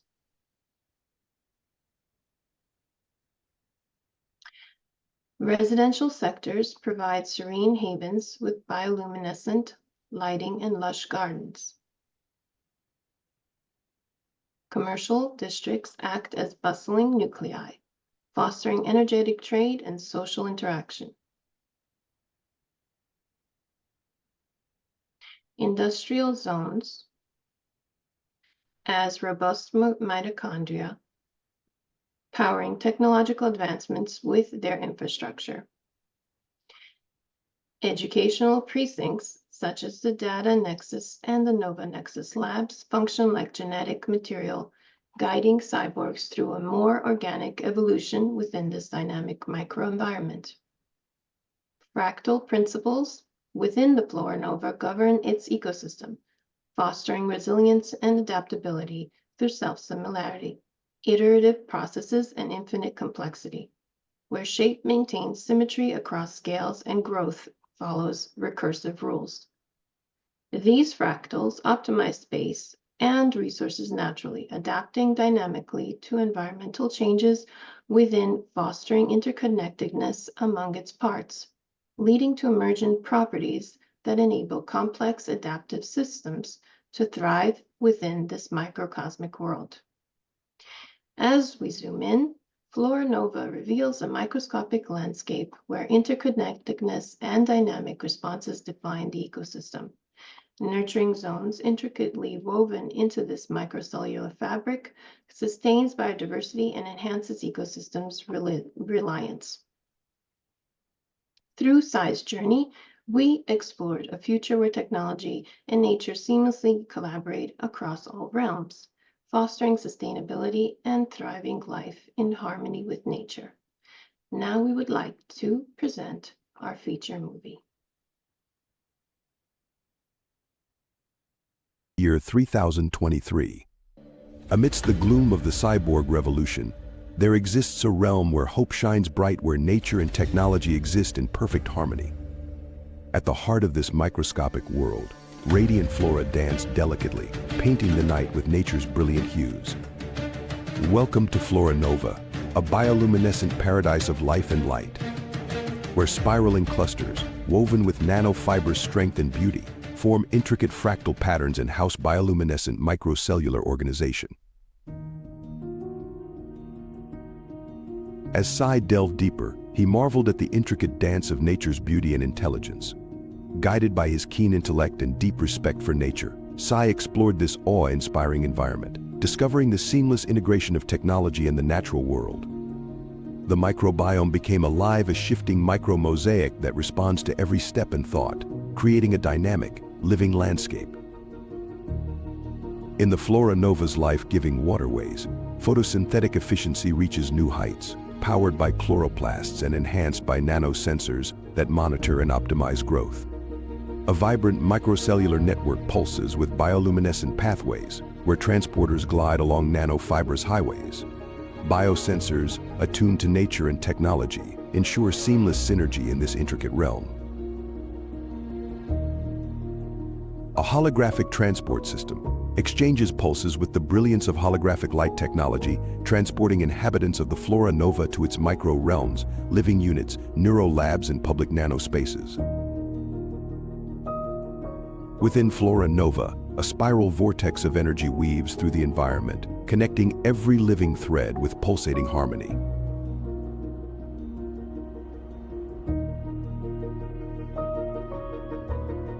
Within the Flora Nova's Neuro Lab, its intricate foliage network intertwines intelligent neurotechnology with the luminescent bioplant realms.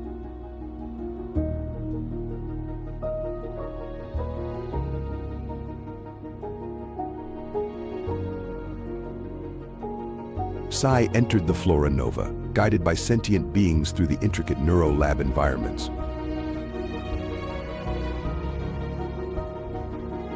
Emerging as a transformed hybrid of nature and technology as his body evolved from its mechanical system into an organic sensory network.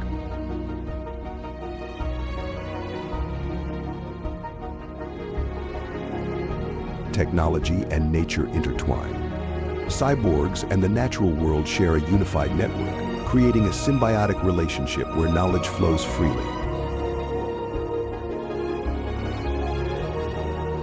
In this microscopic wonder of the Flora Nova, a world is discovered where the boundaries between the organic and artificial dissolve, revealing the true potential of harmonious coexistence.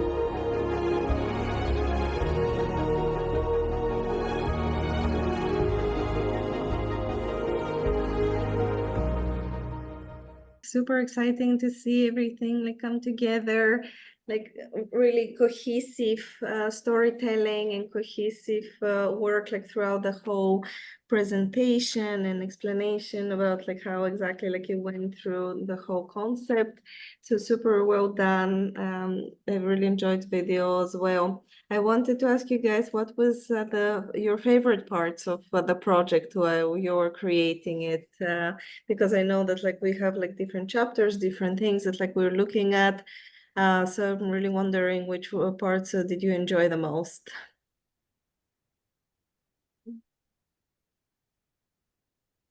Go ahead, Vin. Go ahead, please. For me, Go ahead. we're both excited. Yeah. Yeah. Go ahead. No, go ahead, Irena. I'll go later. Yeah. I think for me it was the kinesis part. I really enjoyed creating the networks. That was procedurally challenging. I mean, but it was an effective and result in the end. So That's great.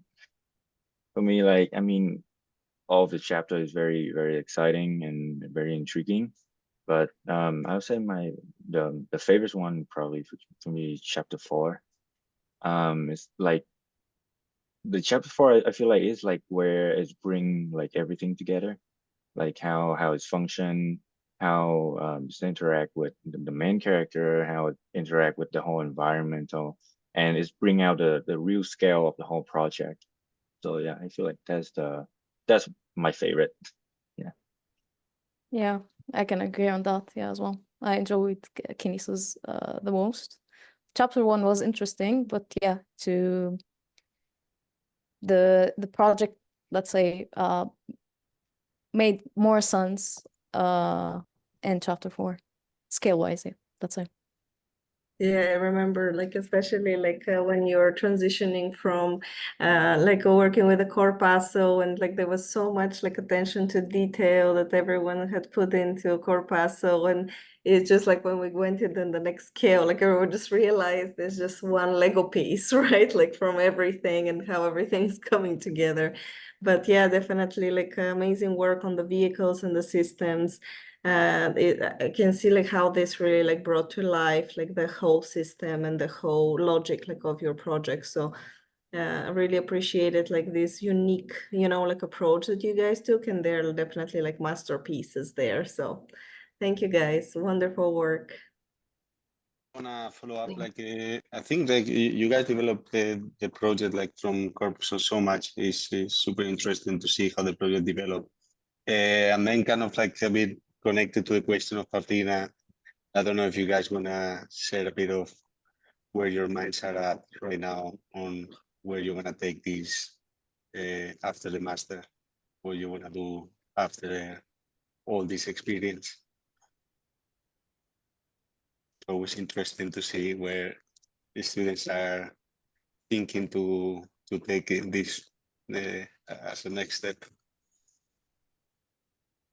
In terms of the project itself, or project, I mean, sometimes people want to take the say, project forward, or you want to take it, let's say, in terms of a career shift. You guys are more interested, not necessarily on the architecture scale, but I think you all share kind of the interest on a different scale. So I'm just wondering if you have any thoughts on how you want to take your career after this.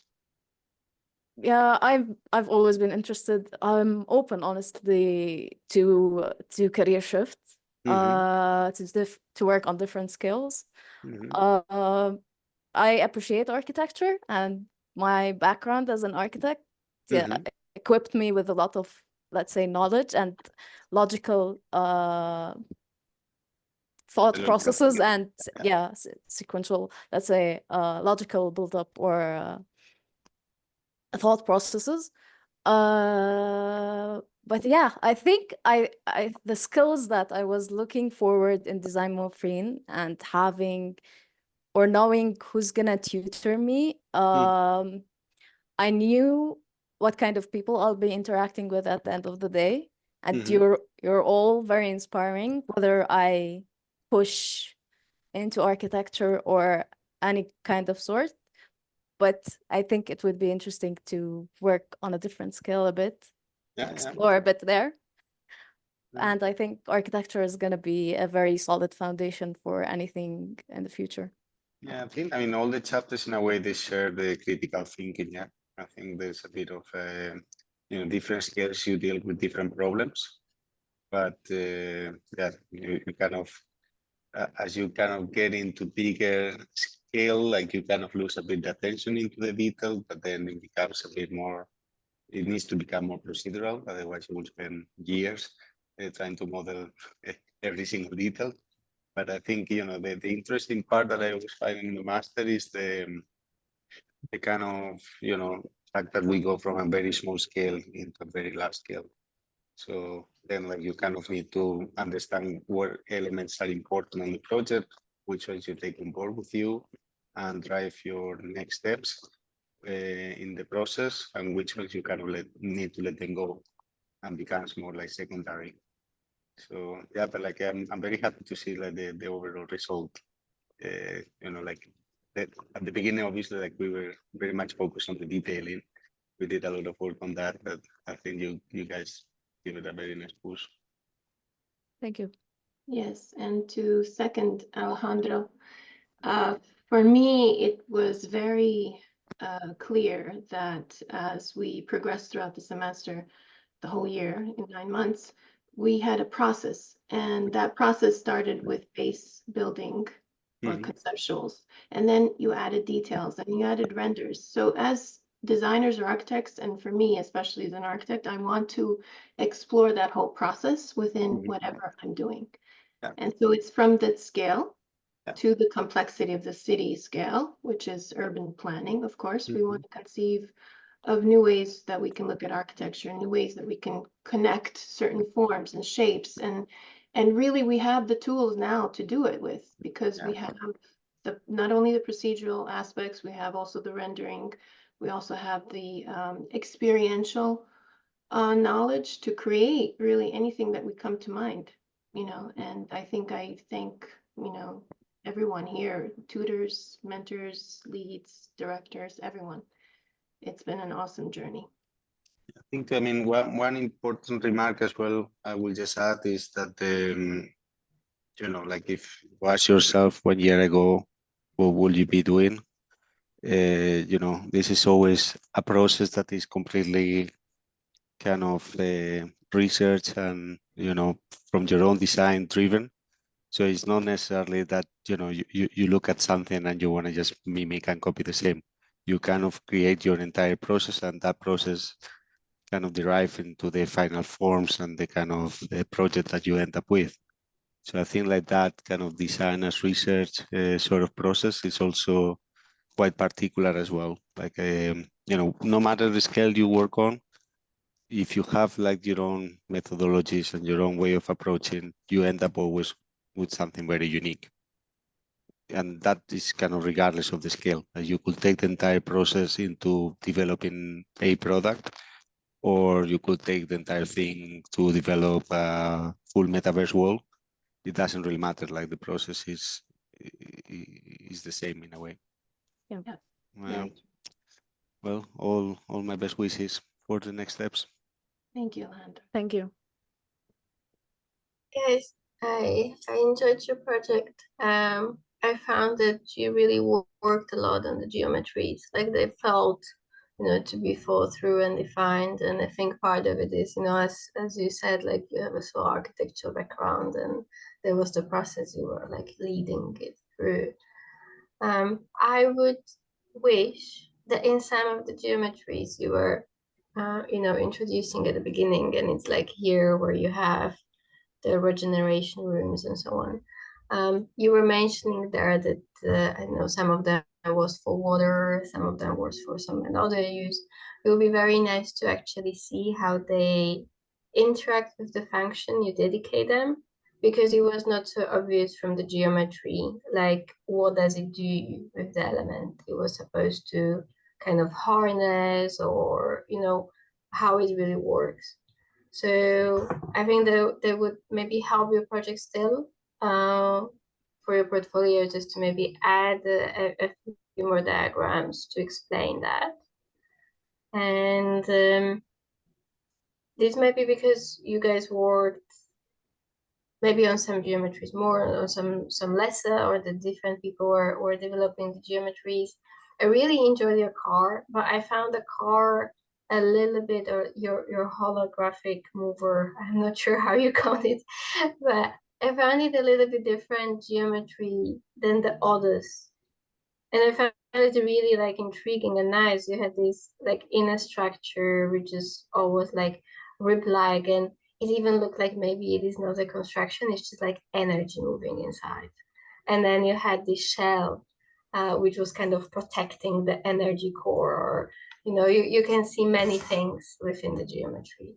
And I found that one to be different to the ones you show in black and white. And now it might be because of the render, or because you just picked the car to kind of bring it to the next level in the details. But it might be nice to see this level of detail across some of the other elements,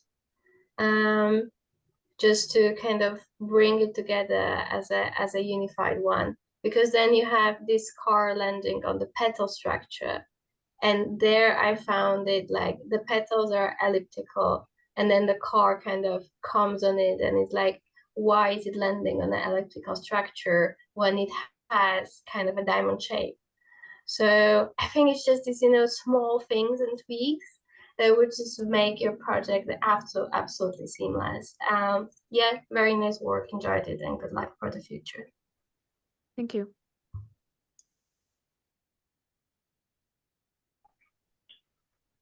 Yeah, I'll jump in.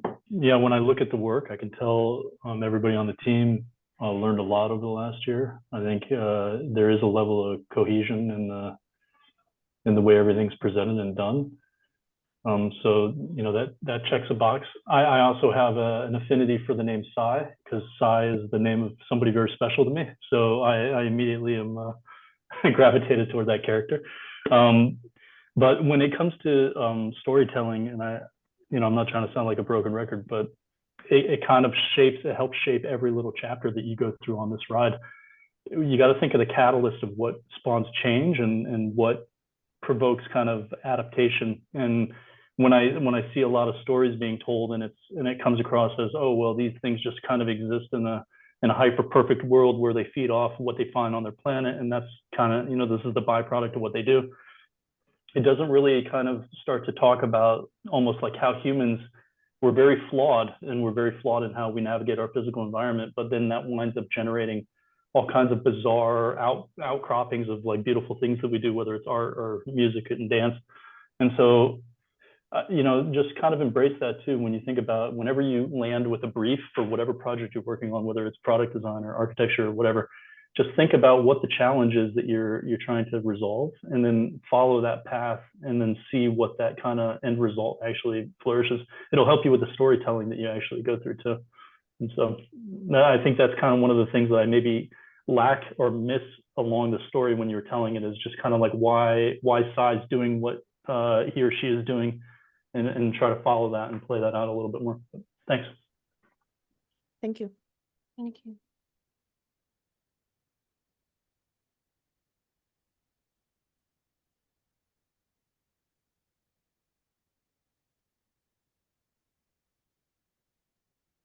I can also add to the comments, if I may. I really feel like I really enjoyed your character from like chapter 1, right?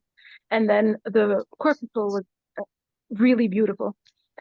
And they kind of tied together, but then as you kind of progressed, I feel like there was almost like a kind of a disconnect. I'm not saying that the products weren't beautiful or anything, because every separate chapter is gorgeous and there's so much work and you could see it. It's like evident, right? But somehow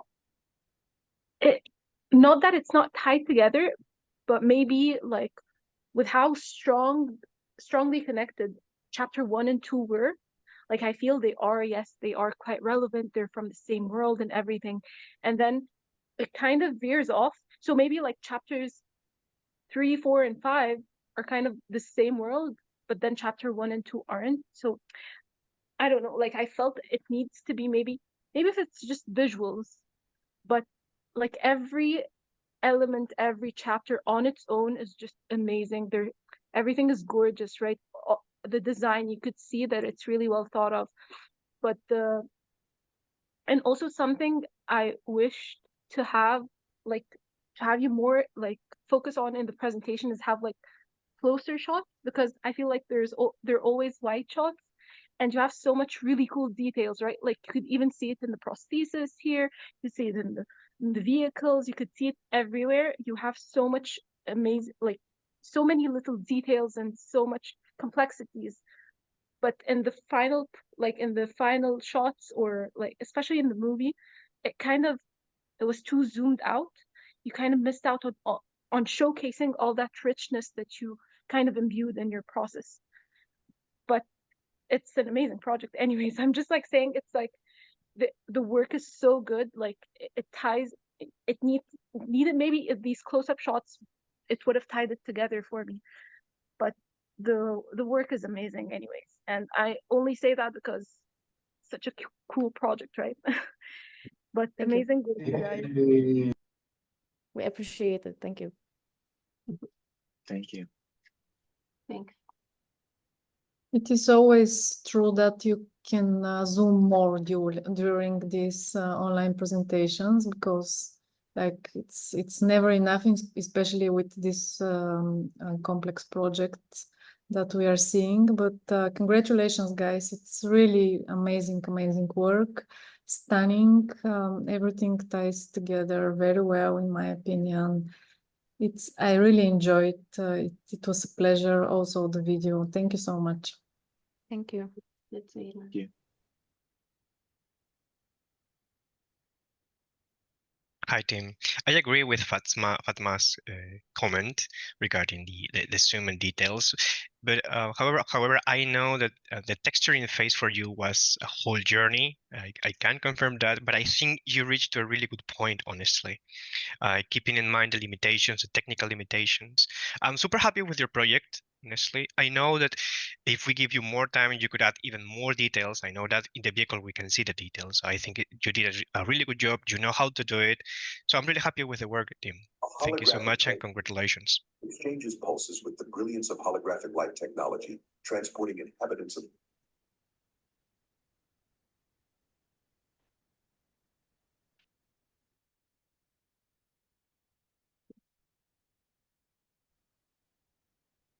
Thank you, Pedro.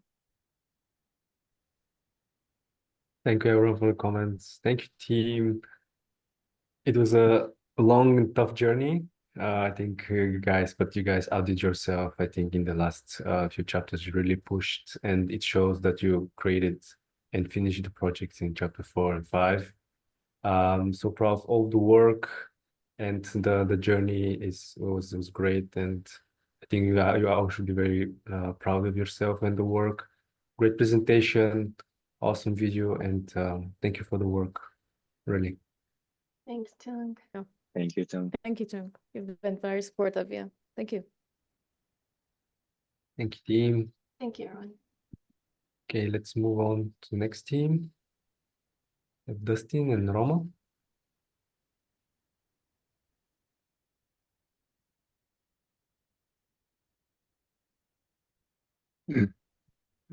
Hello, welcome to QuantEscape, Seraphina's Odyssey. I'm Dustin Altschul, an architect based out of Grand Rapids, Michigan. Hi, I'm Roma, an architect based in India. This is Seraphina, our primary character and a member of the Verde species, whom we created through manual polymodeling and polysculpting, an approach that really allowed us to freely craft intricate details and establish prominent characteristics. To design the Verde habitat, known as the OmniBloom Nexus, we combined manual poly and nerve-based modeling in conjunction with parametric development of interior details. Our modeling logic drew from the branching in trees and culmination with curvaceous bubbles. Using similar design principles, we employed generative parametric techniques to develop various elements of the environment, including landscapes, enclosures, and agricultural systems. These methods allowed us to explore a wide range of design possibilities, optimizing functionality and aesthetics alongside customized mass propagation. For transportation within Luminalis, we designed solutions catering to the 3 scales of private, small group, and mass transit. Initial low poly manual modeling provided the concept foundation, while procedural modeling really allowed us to add more complex detailing in reference to the vehicles. In the greater universe of QuantEscape, we developed multiple network systems by mimicking tree growth through procedural modeling, a process that involves simulating both natural and coded systems that responded to the initial procedural sympodial L system framework.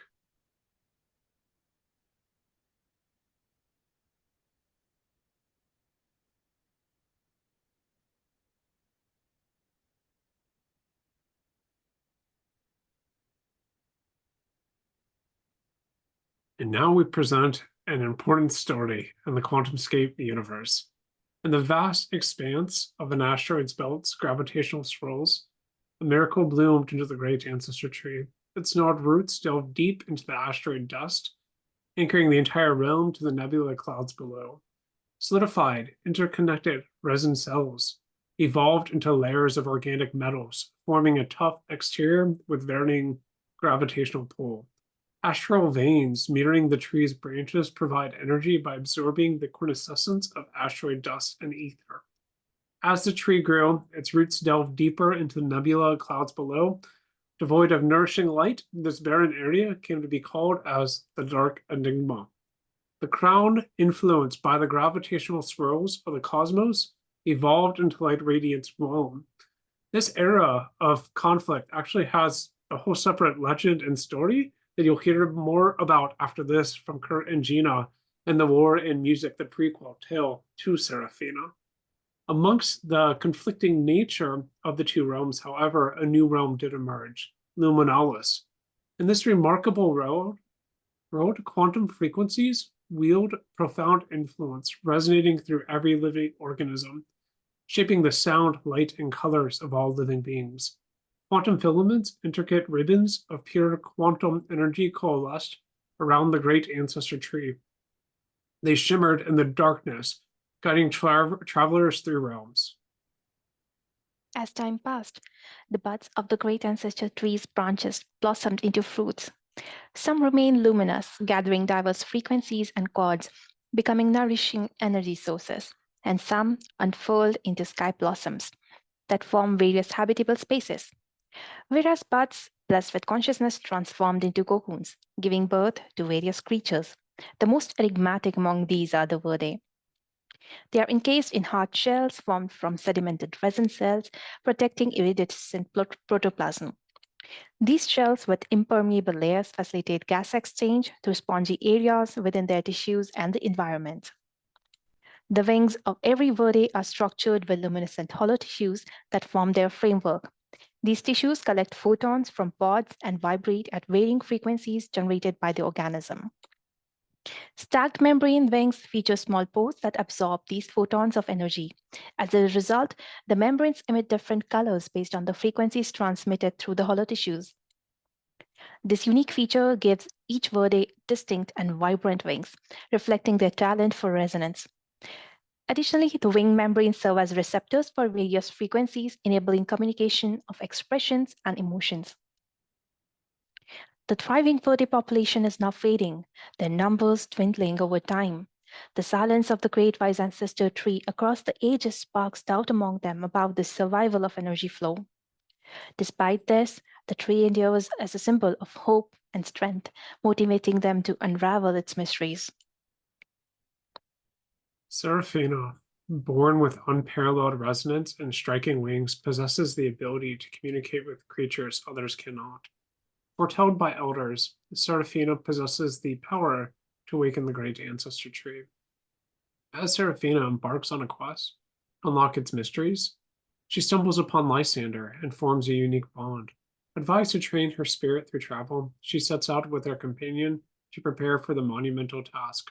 Realizing the lack of a complete map of their realm, some of its vibrant past, others from its fading present, they undertake the challenge to create history's most accurate map of Luminalis. Venturing into uncharted territories, they encounter rogues, navigating dark paths devoid of light and sound, prompting Seraphina to contemplate the origins of their world. Their travels reveal how life propagated in Luminalis. Luminescent buds evolved into expansive bloom platforms as interstellar dust solidified into terrains. These terrains nurtured quantum-tuned flora and communal spaces for the Verdae. All life in Luminalis can be traced back to the modular components of the aerodome heaven. That provides shape grammar and tectonic functionalism for emergent systems. Over time, they found clusters called Omnibloom Nexus, influenced by the organic expansion and grafting by the Verdae. These nexuses developed into various districts, each a unique arrangement offering minimal but vital diversity, food production platforms, living quarters, and spaces for celestial connection. Amidst cities now silent and in disarray, Seraphina diligently documents each district's intricate details, unveiling Luminalis' hidden history. In Luminalis' habitat zone, residents dwell in harmony havens, a verdant residential district providing ethereal respites amidst the unstable gravity of the asteroid belt. Ethereal respites offer secluded sanctuaries adorned with luminescent vines, facilitating meditation and reflection while connecting inhabitants to the realm's energies. The district is anchored by Quantum Harmony Tower, grown to enhance unity within Luminalis. Its luminescent vines mirror intricate quantum patterns for organic integration. Verdian Heights, another district, features skywatch towers surrounded by tranquil gardens and water features. These towers scattered across the city serve as the guardians and observers, allowing the Verde to monitor shifting quantum energies and safeguard Luminalis. Central to Verde's civilization, the towers act as communal hubs for meals, rituals, and respite from environmental challenges. Most common Verde reside in Aerodome Haven, an architectural marvel rooted in the core of Omnibloom Nexus. Protected by sky blossoms and organic tissue growth with parametric operations of propagation, growth, scaling, and rotation, these havens shield against meteorite showers and erratic asteroid belt gravity, tailored to accommodate resident status and occupations. Each Aerodome Haven features the common corridor linking spaces like Praxis Pavilion for learning, Ethereal Respite for serenity, and the Celestial Banquet for communal gatherings, all interconnected through verdant veil and adaptable corridor, intertwining with sacred and practical spaces within the enclave. In the Ethereal Garden Zone, bioluminescent flora and fauna bathe residents in a mystical glow, inviting them to meditate in open-air pavilions. Resident garden clusters alive with quantum energy offer a tranquil escape within the bustling city. Symbiotic crop terraces provides areas of productive agriculture and dense zones for growing the food energy sources for the Verde. With the amalgamation of small scripted clusters forms breed large clusters in parametric response to the landscape. Terravine orchards thrive with crops selected for their quantum frequencies. Crystal spires are created with morphogenic modeling to optimize absorption and refraction of radiant light. Within these spires, the blossom cradle flourishes, a sanctuary where newborns, the Vertilis, bask in magical light and quantum energies. Devoted pets care for the Vertilis, developing bonds among them as they grow. The Celestial Zone of Luminalis, comprising the Celestial Citadel, Serenity Springs, and Sagewell District, is a harmonious blend of governance, relaxation, and wisdom powering the vibrant life of Luminalis. The Celestial Citadel serves as the administrative and governmental center of Luminalis. Surrounded by sprawling gardens, it houses the Luminalis Council Chamber and the Celestial Palace. Perched on the highest point of Serenity Springs, the Celestial Resonance Observatory offers stunning views for the studying the cosmos' shifting quantum energies. Its optimized crystals harness the synergy of water and quantum frequencies, creating a symphony of otherworldly music, an amalgamation created from optimized form finding of radial attractors. At the heart of the grove lies the Luminalis Altare, an altar encircled by quantum dais. It's said to be a miniature version of the ancestor's core. Using photonic technology, it gathers and concentrates ambient light energy into a fluid essence, pooled in a sacred reservoir. The liquid light powers the entire dwelling through advanced quantum conduits, infusing Luminalis with palpable energy during mystical rites. In Sagewell District, wisdom and hardships converge. Nestled in crevices, the archives house ancient artifacts with awe-inspiring structure, holding the key to Luminalis history and guiding its inhabitants with timeless wisdom.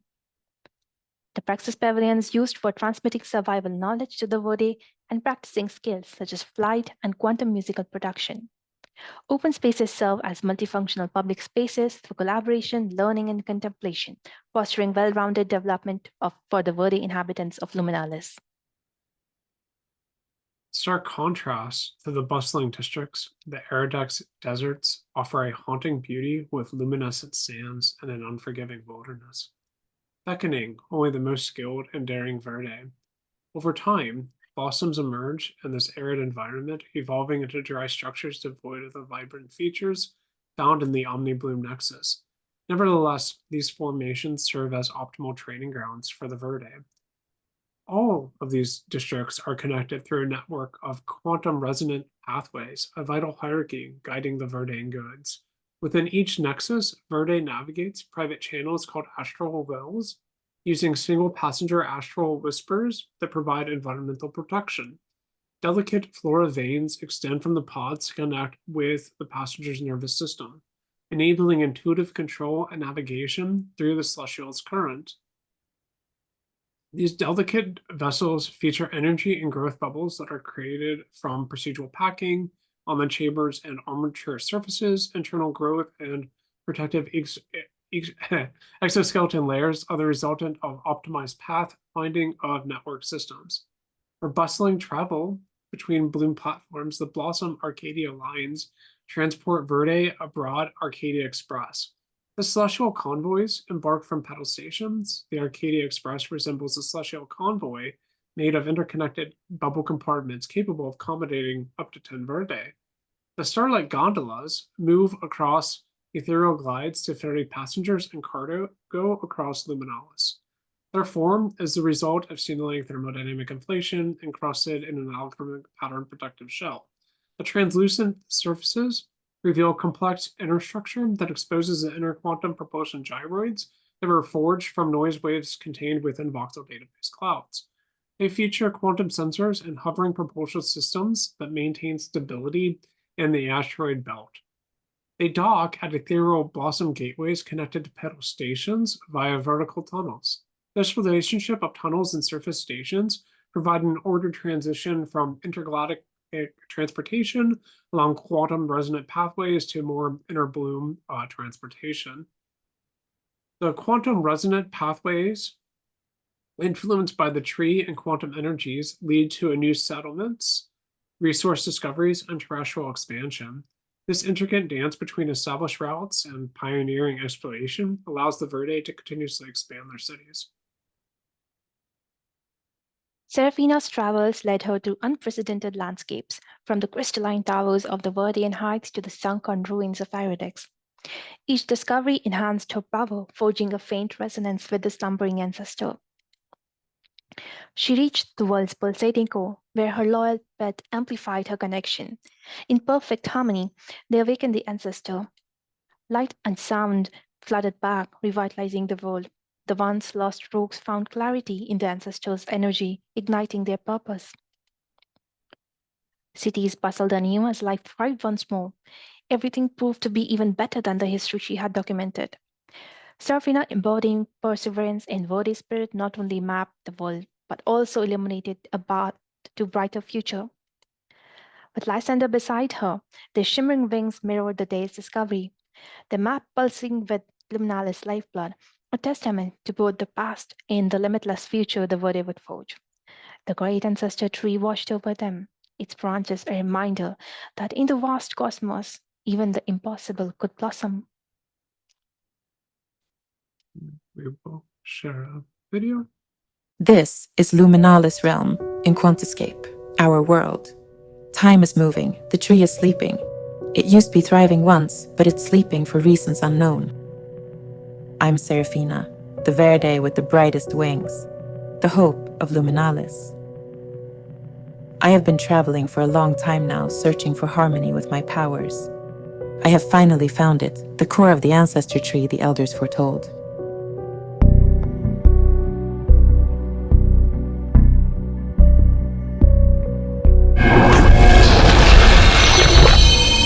Whoa!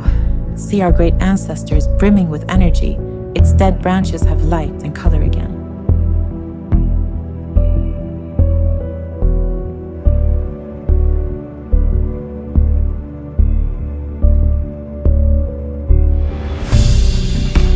I'm back. Is this big bloom platform we are flying over Elevated Hills district? It's full of energy now.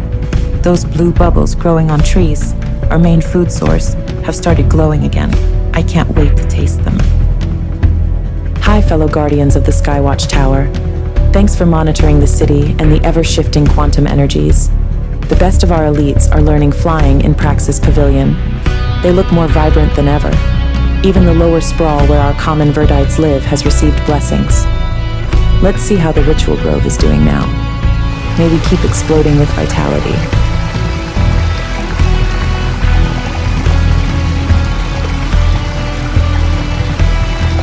I feel hungry now. Let's go to the orchards. Is that our crystal spire? I almost didn't recognize it. This is exhilarating. How are the young ones affected? This place is pulsating with quantum energies.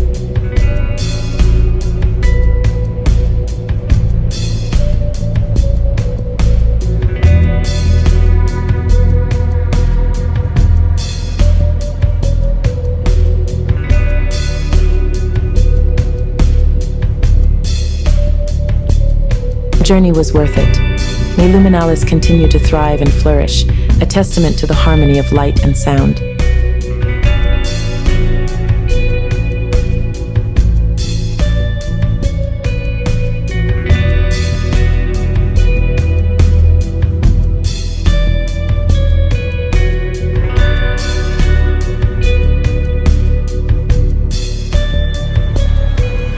So yeah, like I love like where you took the project, like much more in-depth explanations of the logic that like you have used through the chapters. I think that like one thing that like like you can keep improving on as like you leave the master's program is still like the representation, right? Like a lot of like on work on like materiality and a lot of progress has been made through the year, but I think that there is still like a lot of room for improvement on like materials and renders and diagrams and like this type of work. But again, you guys like have come a very long way, like to put everything together and in order like to tie everything together into one cohesive story. So I do appreciate a lot of these efforts. Another thing is like I think that like also like from the beginning, like some of the geometries, especially I think that when we're talking about chapter 1 and 2 are still not as refined, like as they could be. And then I think that like after that, like you guys really like, started to have like a better and better control as you were moving forward, like into the next chapters and were able like to represent the project better. But with this being said, I just want to say that like it has been a incredible journey, like working with you guys. Like you never gave up. Like you always like trying to find the most positive and like the best ways really like to work through your project. You loved like what you were doing, and I really appreciate the hard work and the progress that you've made through the whole program and where like what you're presenting today. Thank you guys. Thanks, Pavlina. Yes, thank you. Yes. Come quickly as well. So I think like yeah, I mean in general, thank you for the presentation. I really appreciate the narrative as well. I think overall, the one comment perhaps I will have on the project is the kind of like as I was listening to the story as well, like this kind of energy that flows through the project. There is perhaps when I see the bigger scale, there's a bit of a lack on, let's say, like everything looks like completely built in its full kind of final status. Like with a project and with the theme of having energy, perhaps will be quite interesting to have seen the project with certain parts that almost get deteriorated over time, and energy is not flowing there anymore, and other parts where the energy is more intensified. So I think it will just add, like, if you were to have more time on the project, I would like to see how, let's say on that image, for instance, you will see certain parts that are more like deflated, or I don't know how it gets represented, but or like I couldn't see where the core of the energy is when I see any of these images. So I would almost like to see how the energy is flowing, and almost like anything in nature, there is a part that is kind of in pure blossom and it's kind of growing at any moment in time, and there's a part that is more, like has age and now is not so much in use. So I think like there is a level of that part I always find it quite interesting. Like when we see like how time affects, and when you have a parameter such as energy, I think it's a key thing to see. there is always growth. So I think like, growth is the first status, but then is when you start kind of introducing also erosion. So it's like, things kind of grow and it gets into the final status, but then not necessarily everything stays in its full moon at the end. But it's quite interesting to see like, how, from the small scale that we were growing, like all the diagrams that you develop into how those systems grow. Yeah. Like, and I think like you managed to preserve like the same topology in a way as well as you kind of grow into the different morphologies. So I think this is a great work. I will just say like, yeah, that's my only small comment to kind of see how the energy affects the whole ecosystem. Yeah, thank you for the great work, guys. Thank you. Yeah, thank you. Yeah, that's good. Cool. Yeah, congratulations. Sorry. There's clearly like a real evolution of skill and ideas. But the thing that I want to point out is that you presented us in the very beginning with something having to do with quantum physics. But I feel like pretty soon you kind of gave up on that when you started with a tree. I really didn't understand that disjuncture. And also, if I stripped the word quantum from this entire presentation, I could attribute a completely other set of terminology that would probably better explain what you were doing. So I guess my question is, like, I mean, all of us have been in school, all of us went through design sort of curricula, and as you're developing your skill, there's also kind of the skill of coupling the skill that you have technically with this sort of like the theoretical skill or what you're saying about it. And I feel like if you guys had like grabbed onto something from quantum physics more concretely in terms of how things interrelate and how they look relative to each chapter, that it would be a lot more interesting to follow this presentation. A lot of times I felt like there was kind of a disjuncture, and you even described it in terms of like, okay, and now these skills were applied. But I don't want to hear so much about like the computational skills, which clearly are here.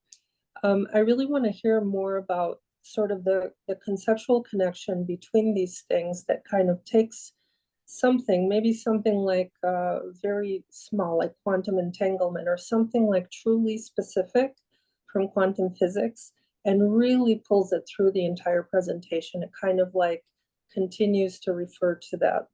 And I think that's very important when you're creating a very complex narrative with so many different design exercises that we're seeing here, and we're trying to kind of mentally put it together. And I think the one thing I would develop further is the video as well. So it's not to say that you haven't accomplished a great deal, but I think you have to now go back and sort of examine what is quantum in this presentation. How are you really going to speak about it so that it all ties together? That's all. Thanks. From my side, last time I think I spoke with you guys about especially the wings, that they were a little bit too like literal. I think you worked on that. I think it looks good. It can be a little bit more like maybe bubbly or going a little bit more with the environment, some things of that. What I really like about your project is, I guess, your use of colors and all the slight like kind of nuances and like, yeah, colors at the right place and textures and shadows. And especially when you were skipping in front of that sort of, all the like little details. So I think it's really beautiful. I think like you didn't really go back into the first and the second chapter to like revise some of those things. But yeah, I think you came stylistic wise a long way from where you started, like that journey that you went through. We really saw sort of, and yeah, I think especially like these things, I think they're super, super interesting. But especially like, yeah, your use of color is super nice in there. So thank you. Thank you. Yeah, congratulations. I think it was a great project. I think the level of effort put to it is very evident. And I think regarding geometry and form finding exploration, there was a lot of cohesion. So I commend you for that. I have some comments. I think there's room for improvement in well, presentation-wise. I think I found a bit of imbalance in the level of detail of some of the exhibits, because some of them are really developed, and some are very basic. Like for example, the luminaries network zoning plan that it was recurrent. You were coming back to it a lot, and because of that, I would strategize that better for the future. You know, if you're coming back to an exhibit, you could probably want to put more effort into it, just like the level of detail. I appreciate a lot the color exploration. Some of them are really stunning, but I do think that probably a more holistic approach into studying a color palette would have been beneficial, because I found like different takes on it, you know, on each of the chapters. And then the video, for the video, I think you could probably use in the future some cinematic resources for, like, for example, if you're lacking a little bit in, you know, in the rigging, on the motion of elements, maybe some camera movements or subtle motions, like what you were doing with the wings, could be exploit more. So I mean, everything doesn't need to move. So yeah, just probably strategize that a bit further. But yeah, it's a great effort, and I think the result is strong. So yeah, congratulations. Thank you for those Thank comments. you.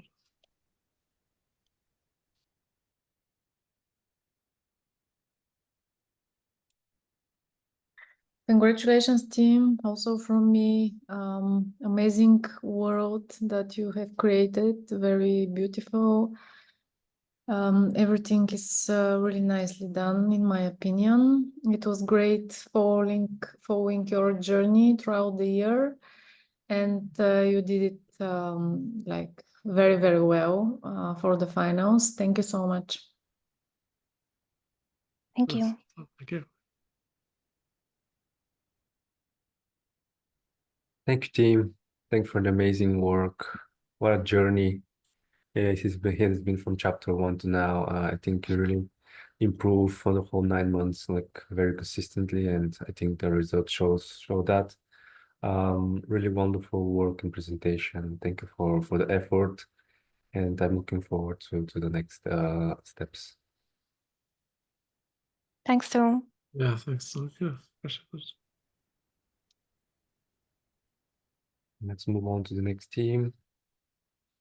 Gina and Kirk. Hello, everybody.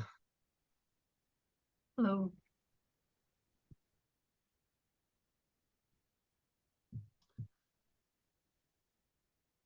Welcome. My name is Kirk. I'm an artist out of Colorado. Hello, everyone. My name is Gina. I'm a graphic designer in Boston. We welcome you to our project, War and Music, the prequel to the Tale of Seraphina. While exploring new softwares, we've used the analogy of quantum music as being like the discovery of nuclear energy to explore the ways that it bifurcates our world and sets differing visions within society. We've been thinking of quantum music as akin to nuclear power and music as culture. This has helped guide our technical journey through many new softwares. For our visual language, we emphasized bioorganic forms and employed, as our title suggests, themes of musicality and war, implementing processes and geometry cued by musical principles such as triads, spirals, acoustics, and meter, as well as by martial themes such as bifurcation and the influence of geometry of combative parasitic species.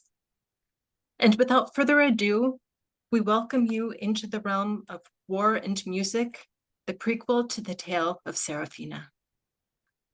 In a quantum burst, a strange and enchanted tree sprouted from nothing into existence.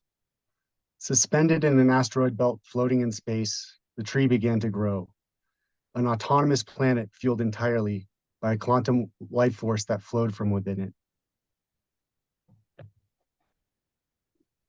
It's unclear how the tree came to be, but lore suggests it emerged from the harmonic resonance created by the sheer chance collision of two asteroids. Through their remains, the tree came to exist. Quantum frequencies flowing from within and around the tree resonated as music. In the vacuum of space, under the warmth of a trinary solar system, governing a vast asteroid belt, the tree blossomed and birthed an array of strange and mystical creatures. Among them were the Verde. With extended arms and delicate butterfly-like wings, they showed no external signs of aggression. Stacked membrane wings with small pores absorb photons.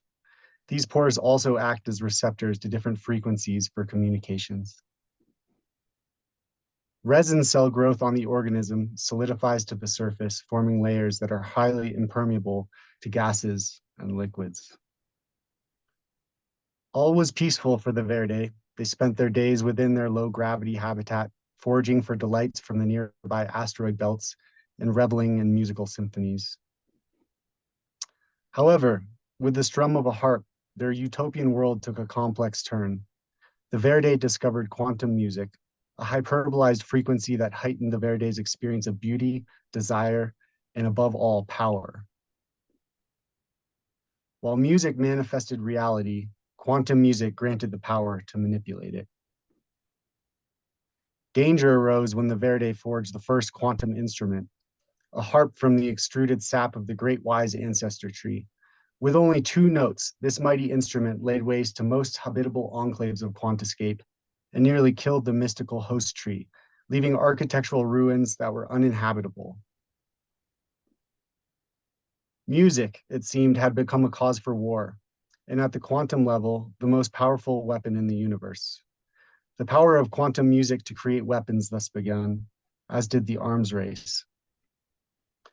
With it began the construction of buildings for power, protection, and music.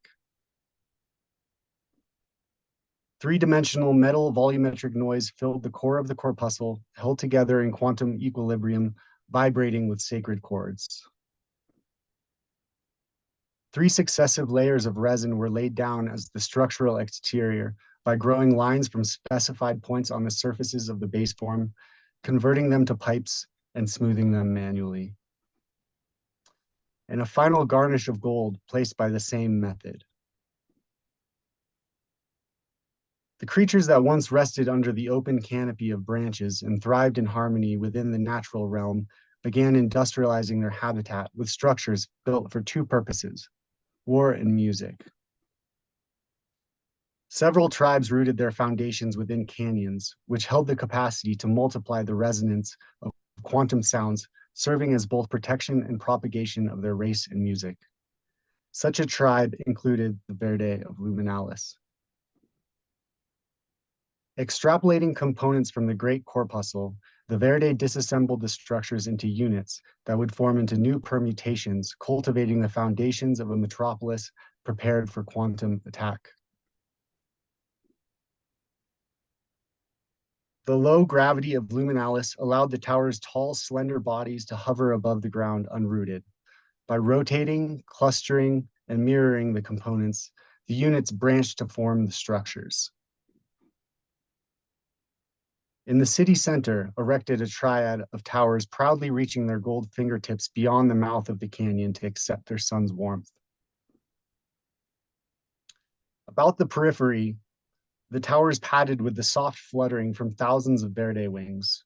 The structures centralized their daily activities surrounding energy, utility, and war. Gatherings swarmed with maddening bellicose surrounding the main public unit that maintained quantum transcription weapons able to absorb musical notes of adversaries like a black hole absorbing matter. The Verde gathered about large machines equipped to destroy their foes' musical notes and to manipulate the frequencies for their own quantum governance. Layers of residential units lace the sidewalls of the canyon with thick wasp-like units suspended from sneak attacks. Their homes built inside of thick nests sided with canopied terraces and pointed edges as forewarning to their opponents. In addition to artillery, the arms race ignited a rivalry to best each tribe in their music and acquisition of quantum musical notes. This propagated activities such as voyaging to the far reaches of Quantascape in search of the rarest quantum music leaking from between dimensions. To execute their voyages, the Verde developed a public and a private vehicle. The private vehicle serves for local travel in and outside of the tree, constructed by procedural scattering of spheres on spheres with a final Boolean difference to create a unified surface. The vehicle carries a dynamism in the many possible variations contained in the metaform. Quantum antennae project from the sides of the vehicle, helping with communications and detections. They can be controlled from the inside to help probe the environment. Cymatic nets are used to protect passengers as they enter and exit the vehicles. The nets generated by closest path algorithms boast efficient and effective material use that can be modified as desired. 3 pilots can all mind meld with the machine and control different aspects of the extendable contraptions. Together, this is how a trio of Verde can venture deep into the ancestor tree. Built to foray deep into the asteroid belt and space, as well as to traverse the terrestrial grounds, constructed using a procedural series of rotations and movement and scaling from a blasted, fused base model, the public vehicle can hold up to 30 individuals and is built to withstand quantum attacks. Along the ship's arms extend glowing metal spikes equipped for terrestrial climbing along the city walls and to grip the private vehicles during pilgrimages into quantum space fields. The infrared lights peaked at the tips of the spike serve as defense to blind the Verdes.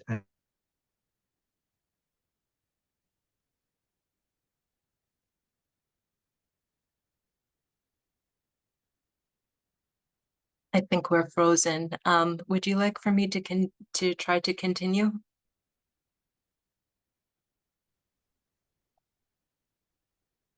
Yeah. Okay.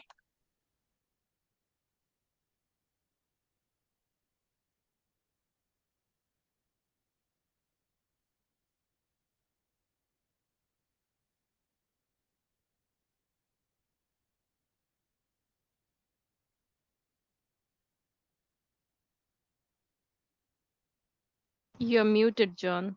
Yeah. Gina? Yes. You're back. Okay. Oh, okay.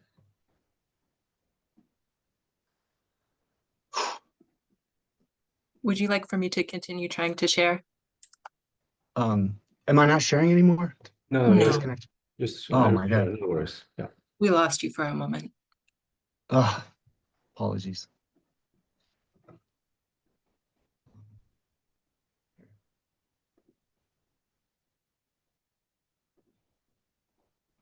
Should I reshare?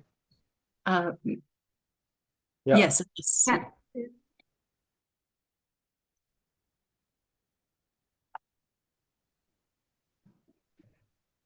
going to start at the docking. Are you ready, Gina? Yes. Vehicles. I'm going to present mode. Yeah.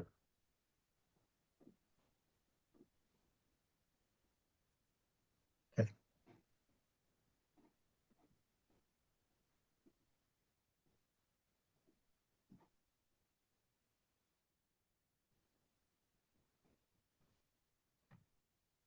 Vehicles enter into Vehicles enter into caverns within the nested residential structures through an underground network docking within fenestrated pods formed by dripping sap of the great tree.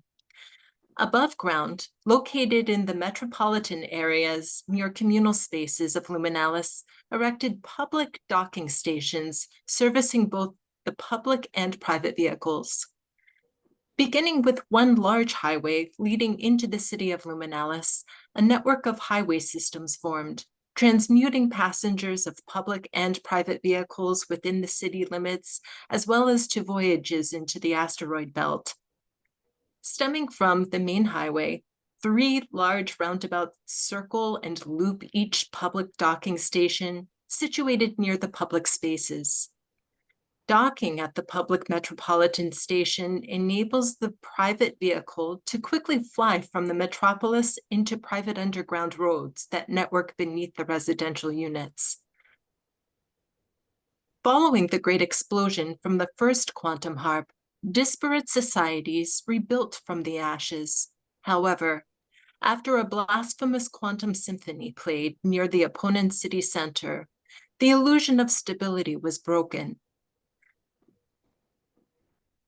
The catastrophe following this act made clear that the worlds could never coexist so long as their music could not harmonize. So long as they played, they must remain distant. As new networks developed, 3 distinctive patterns emerged that carved the foundations for the main regions about QuantEscape. Luminalis built an expansive network from the base of the tree. It was extended outwards into the wild outskirts of the migrant Verde, allies of Luminalis, in order to establish trade routes for the various goods and services they provided. The Verde separated their city plans into canyon exocities, working-class exocities, and agricultural hubs. Most of the Dark Enigma architecture consisted of a signature base unit transformed into spiraling conglomerate constructed in a progressive series of rotations, scales, and mirroring. For the architecture of the Dark Enigma's musical academies, the signature spiraling units conjoined with other variations of the same base unit formed by a process of rotating in multiples of 3. Each academy is populated by approximately 2.5 million Verdi. Trade hubs primarily existed within canyons and consisted of the working class. Their geometry comprised mainly of docking stations as their base unit. The stations conjoined in a repeating series of mirroring, flipping, scaling, and rotating. Trade hubs vary in their population given their transients, but can be populated with up to 2.7 million Verdi. The foundational architecture predating the discovery of quantum music included the geometry of canyons and working-class exocities. These units, conjoined by mirroring and rotating 90 degrees. Population sizes in these areas average at approximately 500 Verdi. The new networks built by the Verdi consisted of 6 main layers built in 4 stages. The natural pre-existing network paths on the Great Tree served as foundations for the networks later carved by the Verdi. Not only did it provide an internal interregional transportation network, but it conjoined with the second core network with the tree from other networks emerged. This core network connects to all regions. Regional networks emerged from these units, beginning with the Dark Enigma. Famed foes to Luminalis, with their sultry and feverish tones, they built their network atop the tree and around canyons in search of a crescendo. Below, the lower region networks include home to Luminalis and regions of the migrant Verdi, allies to Luminalis. Within these different districts, the Verdi implemented the bioorganic architecture styles from their regions for urban and residential development, as well as they outlined public spaces and national parks for leisure activities. About the periphery of the tree, ghost-like ashen remains from the great explosion from the quantum harp remained floating in the ether, serving as visual warnings to those tempted to use quantum force. As the tensions mounted, the combative ways of the Verde continued to threaten the survival of the great ancestor tree. While hope seemed distant, rumors spread of a prophecy that a child would be born, with the special power to harmonize quantum frequencies and to harmonize all tribes' music. As embers simmered in the barren grounds of Luminalis, hope loomed on the cusp of non-existence. But then, in the quiet of the night, as the first rays of dawn pierced through the darkness, the prophesied child Seraphina was born, her eyes ablaze with an otherworldly wisdom. A vibrant child with a penchant for music, she possessed an inclination to discover the long-lost chords of the ancient lore that brought the great tree itself into existence. Could this unique melody unite the disparate groups? Amidst this uncertainty, one truth prevails. The tale of Quantascape, with its verdant souls at the helm, is far from its conclusion. In the unfolding pages of destiny, the hearts and minds of the Verdi inscribed their own saga, uncovering the essence of their being and the destiny that awaits them. Thank you for joining us today. Before we leave you, please enjoy our trailer to the Tale of War and Music.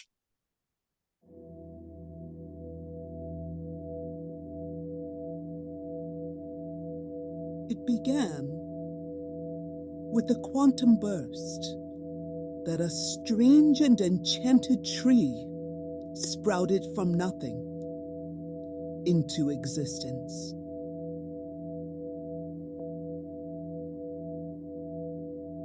Tucked deep within the ancestor tree shines the city of Luminalis, a once verdant land hardened by tree sap and gold, estranged from the peaceful ways that once reigned. Quantum music materializes all things, even we, the Verde, who inhabit the great tree.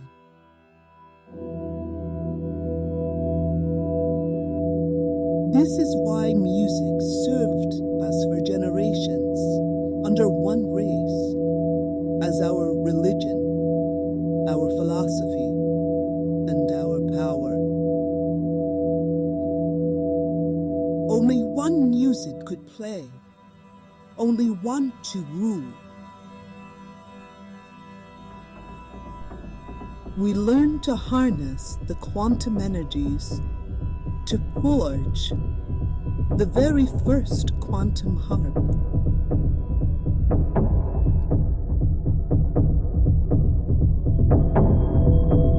Only one quantum music could play, only one to rule.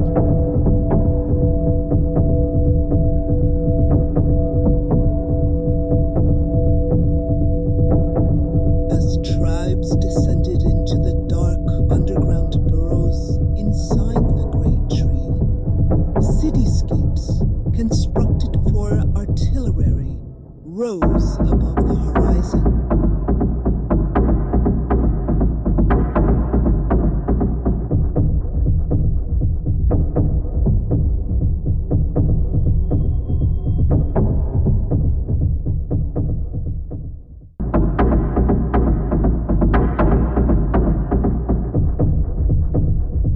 Only one quantum music could play, only one to rule. But whose would it be?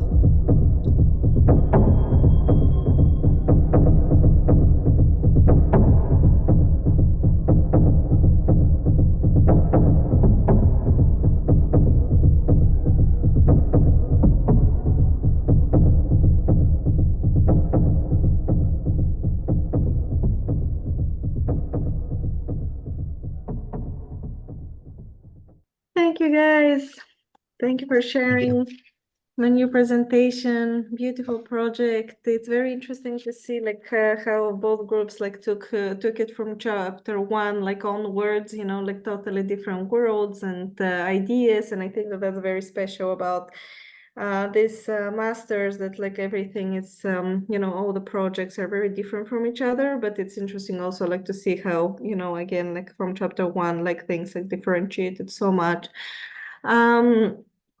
I think that yeah, as you're sharing again, like there are these blocks right now, so I don't know like if Kirk needs to share like the board, or like we can still see those. Maybe we can switch again. Yeah, I think so. Okay, I am sharing. Apologies about that. It's okay. However, we can see the board, but yeah, like I think that maybe there are some challenges there with these blocks, and right now, like also with the quality probably of the connection. Yeah, I think that like you guys have some very intricate details that it's super pixelized, like your whole board. Is it? Kirk, why don't I try to share? There might still be blocks, but let's just give it a shot. Yeah, thank you, Gina. Oh no, thank you. Thanks for stepping in. Yeah. All right, how are we doing now? We have the boxes on the right and on the top. I don't know if you can close them, but other than that, at least like the connection is better. Okay. I do apologize for that. Yeah, it's okay. Like we'll just keep in mind that there are the boxes on the right-hand side. Perfect. So yes, like on the project itself, I think that like you guys like have done really great progress like with it. Like again, like tying all chapters together. I'm very fond, especially like on the work that you have done like in chapter 5 with you know, like really growing the system really, like, and how like everything like becomes this larger cosmogony, and like how it ties together. And I feel that there is a lot of like beauty in the project and a lot of elegance like in what you've created. I wish we could have seen like even more like sections, right? Like, and I know like we have like we'll see some of the vehicles, but I feel that like again like going into, you know, like the your spaces and understanding them on an interior level as well, like that's super important, and that's because like again of the intricacy and just how special the project is. But with this being said, I just want to say that I know like there has been a lot of learning like through this year for you guys, but you did such an incredible job like to work together as a team and figure it out, support each other, and I feel that like you have a project that like you should really be proud of. Thank you guys. Thank you. Thank you, Pavlina.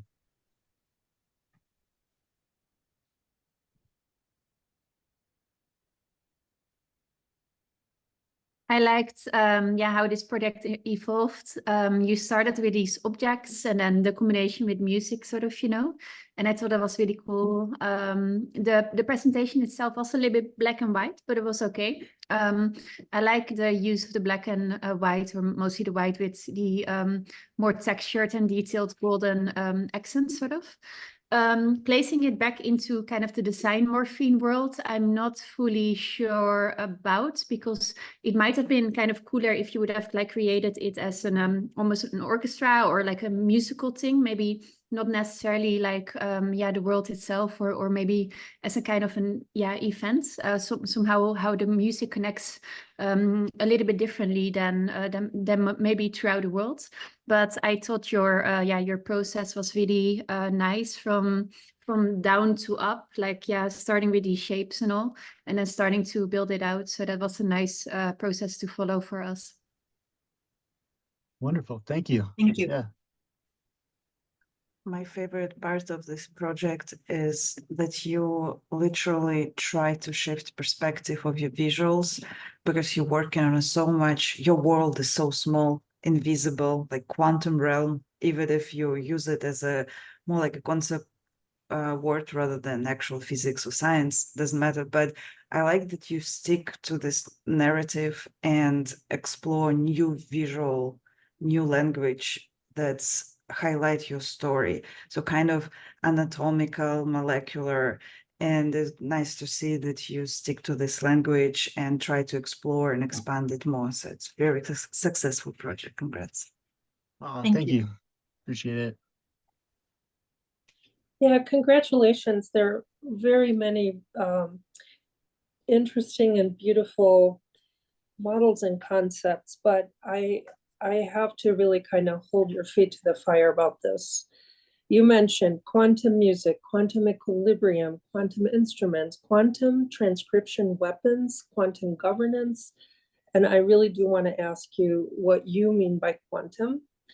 And then the other difficulty that I had was this, in the very beginning, the jump from, you know, the idea of a quantum, which is an infinitesimal autonomous quantity, to like this terrestrial formation that is a tree. I really, I could not make that jump. And you didn't convince me about it. I mean, I could have probably made it if you had taken me there. So the idea of war in music, if you do look at quantum physics or even quantum music, the war in the music is infused in the way that quantum particles behave. And I don't think you have to go further than that, because the mythology that you created and all the terminology became so overwhelming and confusing that literally I was just kind of fighting with looking at your beautiful work and trying to understand it just visually and cohering it from my own mind just through what I'm seeing, rather than kind of paying attention to a story that was kind of oversaturated with a term that you never defined. So can I just ask you guys like what you meant by quantum? That's a Sure, really yeah, good thank question. you. I don't know if you want to jump in first, Kirk. I can give it a try. Thank you. I had a feeling you might hold our feet to the fire here. And personally, I don't have a lot of knowledge about quantum physics, but I think what resonated for me was a society will sometimes discover a truth in the universe that grants them greater power than they've had in the past, and it forces a society to sort of look within themselves. So right now we're all grappling with AI, and so quantum music was a sort of metaphor in my mind for that. But Gina, yeah, please. In terms of the musicality, the implementing that, there's the idea, the concept, and I confess I wasn't part of this group when I first began in chapter 1 when it was conceptualized, but I actually always loved it for the idea that everything is a frequency, and that music in itself is a frequency, is composed of frequencies, and is a metaphor for how we can perceive in our material world what exists as you know, all of these as the microcosm. So that was my personal interpretation of that. Music is everything. Ultrasonic representations from an everyday perspective can be seen as music. Yeah, and so both of you said interesting things that could have been said a lot more directly. And also, if you're going to really dive into quantum anything, quantum music, quantum physics, anything about the word quantum linguistically, I really feel like you guys need to do a really deep dive into what that means, starting maybe with understanding the dictionary definition and then going into various branches of philosophy and also science in which the word quantum is used. And the reason you owe that to yourself is because if you're going to saturate your entire presentation with that word, and you yourselves have not really researched how could you really pull this in? Like, how could you be credible? Your entire presentation could fall apart in terms of presenting it to somebody that truly has no idea where you're coming from, what is DesignMorphine, what kind of degree did you get, like what kind of professional are you, like are you an artist, are you a mythology maker? So I think those things are really important because you want to be able to kind of compose that in somebody's mind because before they dive into this with you. And I think the most successful narratives that we saw today, this is separate from the projects themselves and, you know, sort of the rigor, that the most successful narratives were the ones that were really credible in terms of like, you guys are experts at what you're talking about. Even if it's an outlandish story, I want to be able to follow it. So yeah, and the reason I'm raising this is because I think it becomes really important when you start presenting your work, so to speak, to the outside world. Like, how do you frame it? What do you say about it? How do you help people navigate your ideas without kind of overwhelming them with terminology that doesn't quite make sense? So I'm just really going to stress that. Also, I think one of the most successful parts of this, out of which came a lot of other morphologies, is the private vehicle. And I like that you guys stuck to sort of a monochrome palette in certain parts, like Anouk was saying. I think that's a really successful thing about it, because it seems like with the projects that we've seen that were way saturated with colors, sometimes there's a real kind of tension between like, am I looking at this rainbow of colors, or am I looking at the morphology, or what is it that I'm perceiving when I'm actually looking at those things? And I think it helps sometimes to at least have a portion of the presentation a little bit toned down. So I hope you guys kind of do another round on this presentation, really kind of clean up your narrative a little bit before you kind of put it out there, because I think this project really deserves like a very cohesive story that's perhaps has more to do with what you really care about than the word quantum and trying to apply quantum to every kind of concept that there is. Thank you.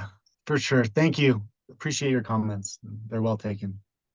Very Thanks a lot, team.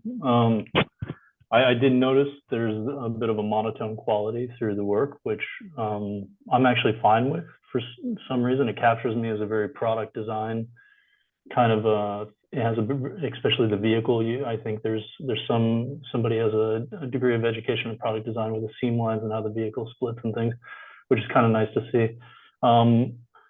I will say, I mean, I'm not a quantum physicist, or I know very little about, you know, the ones and zeros of qubits and things and how that works, but I do know a little bit about music, and so when you brought up music, it captivated me with that. But then I wish you would have elaborated a little bit more on like even music tempo, you know, of quarter notes or 16th notes, or and gotten into how that plays into kind of the rhythm or the staccato of how things are spaced or even repeat. I do see a little bit of a fractal rotational language in your plans and how everything aggregates, but you know, there is a structure there too.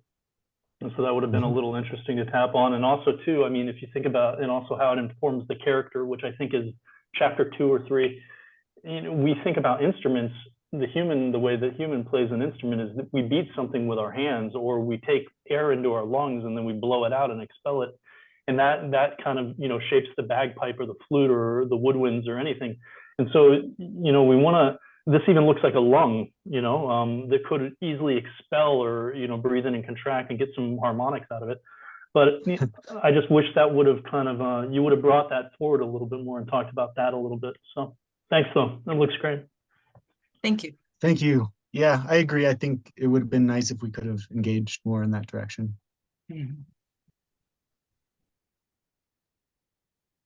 I think the project is visually great. I like a lot the end results of all the visuals. I think the quantum tree reference is interesting. I was actually looking it up right now. I saw some similar diagrams, and I think your zoning plans sort of carry this concept. It carries out that, but I was thinking of how your diagrams could have maybe been more representative of the, you know, the quantum concept that you were trying to convey. And again, I'm also not an expert, but I was thinking about the uncertainty principle or the entanglement principle, and then how these concepts could have informed your amalgamations. Because yeah, you see, it seems like it's rule based, right? Like fractal rotation.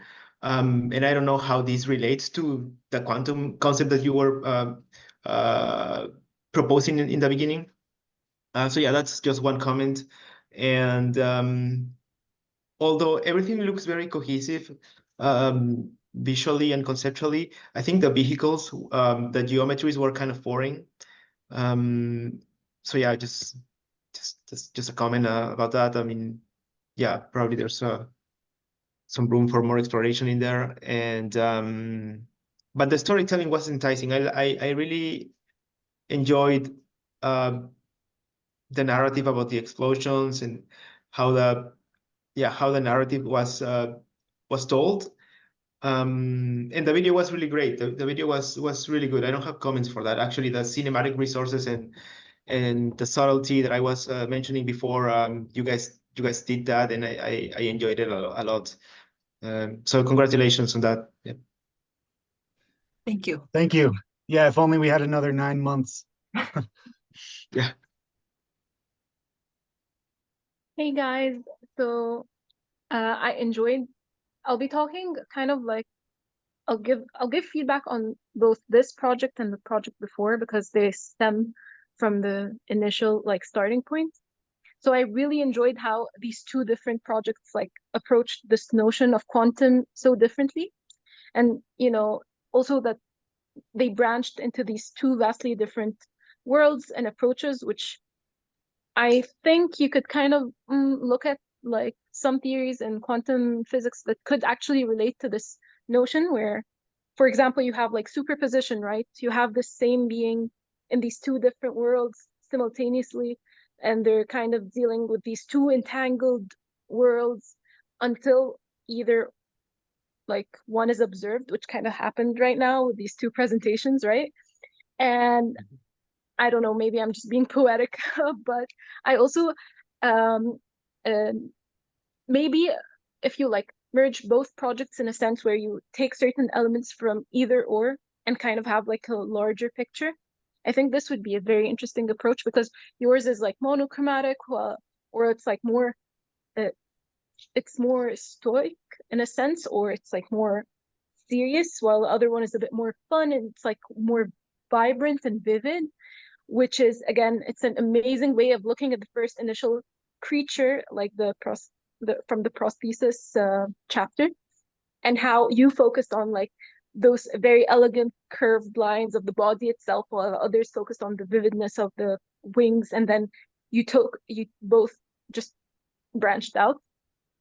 Also, I think maybe the idea of wave-particle duality could also be kind of incorporated, maybe, where the this musical project could deal with the wave quality, and that's what you've kind of been doing, while the others with the bubbles and like the more, you know, the bubbly aesthetic would kind of look at the particle side of the duality.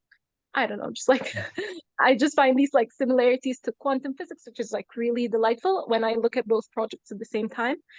I also, regarding this project, I really enjoyed the cosmogony or the master plan portion because it shows like so much work has been put into it.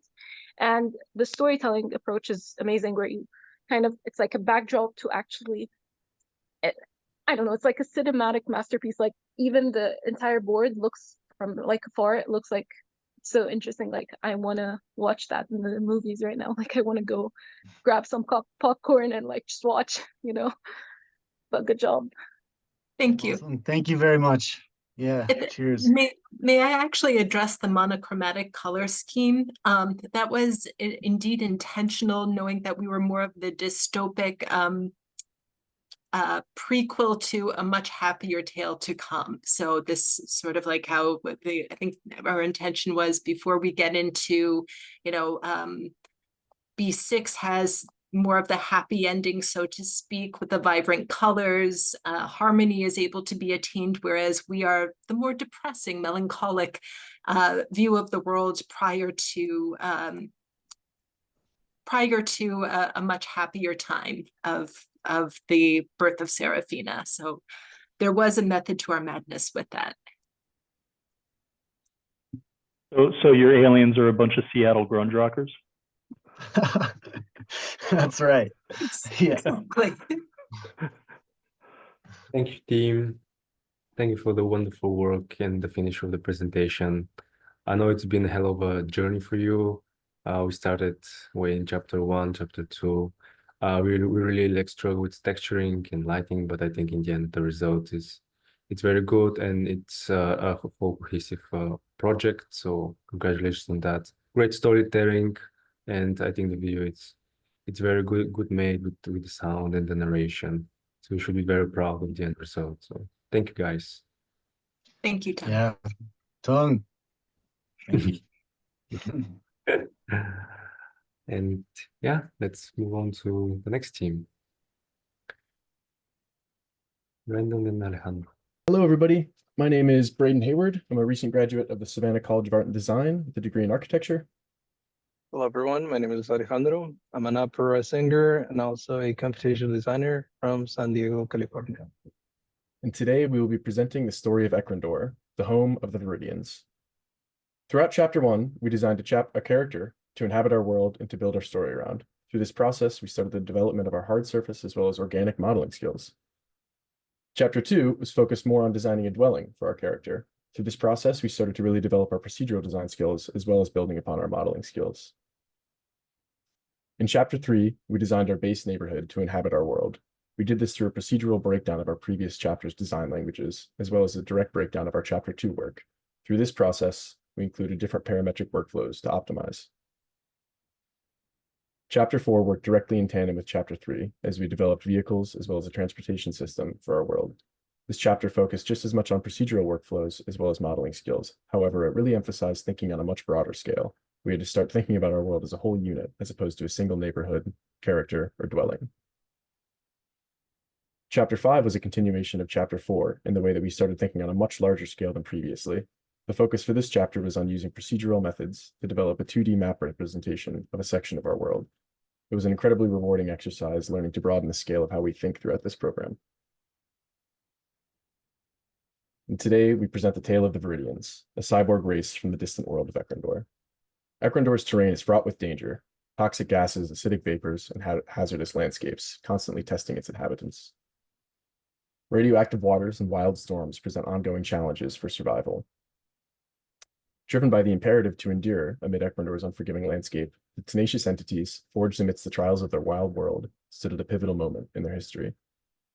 Guided by the wisdom of their predecessors and the hardy population, they embarked on a journey of transformation, sparked by the discovery of a time capsule from Earth.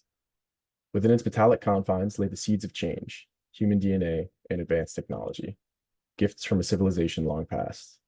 With these tools, the inhabitants of Ekrendor began to weave a new destiny for themselves, melding their formless bodies with technological ingenuity. Despite the trials that beset them, they stood united, their collective resolve unyielding in the face of adversity. And amidst the swirling mists and whispered secrets of their world, they built a city, a bastion of hope and progress amid the chaos. Through tireless innovation and unwavering cooperation, they harnessed the energies of their environment, forging pathways of progress that reached towards the heavens. As the sun dipped beneath the horizon, casting hues of ethereal light upon the radiant towers, the inhabitants of Ekrendor stood as beacons of optimism, their journey a testament to their strong-willed spirit and the enduring power of collective endeavor. The Viridians were once formless creatures with thermoceptive abilities, struggling on their toxic planet. Earth, containing DNA and advanced technology, helped transform them into a new species with humanoid features, engineering suits to protect and enhance their capabilities. The suit, surrounding the Viridian body, glimmering with iridescent scales, enhanced the formless being with musculature, and a membrane structure encased within a soft exoskeleton, cushioned inside a hard exoskeleton. They also developed a supreme suit, enhancing their perception and functioning as a living organism. The suit included a gas mask for air filtration, cables connecting the suit to the body, a nuclear core for energy and temperature regulation, arm joint armor for protection, hands serving as sensors and multifunctional appendages, customizable feet for speed and harsh terrain, as well as a pet attachment for Pei, providing energy and comfort. Pei, the Viridian's companion, was essential for survival. Charging from the Viridian's nuclear core, Pei traveled everywhere with the Viridian, either at his side or on his back. As the Viridian sat, Pei conjoined with him, squawking signals. The Viridian, looking out over the volcanic landscape, envisioned a new urban landscape. What seemed barren would soon become an architectural wonder with a transportation system. To ensure their survival, the Viridians continued to develop technology and genes, creating marvels to withstand their hostile planet. One impressive development is the colossal floating corpuscle, the ship. A vessel that mirrors the suit's functionality, made of Li 9000 silica ceramic shell, it provides thermal protection, minimizes thermal conductivity, and resists meteorites and volcanic damage. Bone-like formations protect from environmental phenomena and redirect heavy gases and electromagnetic waves. The magnetic ferrofluid shield matrix adapts to external threats, and the energy-absorbent weave collects nuclear radiation for the core. Alloy shield plating converts absorbed radiation into a control processing unit for defense and durability. Inside, the Viridians live in spaces fostering innovation and life.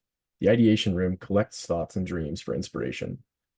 The lab and archive space supports creativity and relaxation, with incubation pods for new life forms and chairs that download information from their helmets. The nuclear core, the vessel's and species' main energy source, fuses biology and technology, sustaining life and functions. And amid the swirling mists and whispered secrets of their world, the Viridians built a city, a bastion of hope and progress.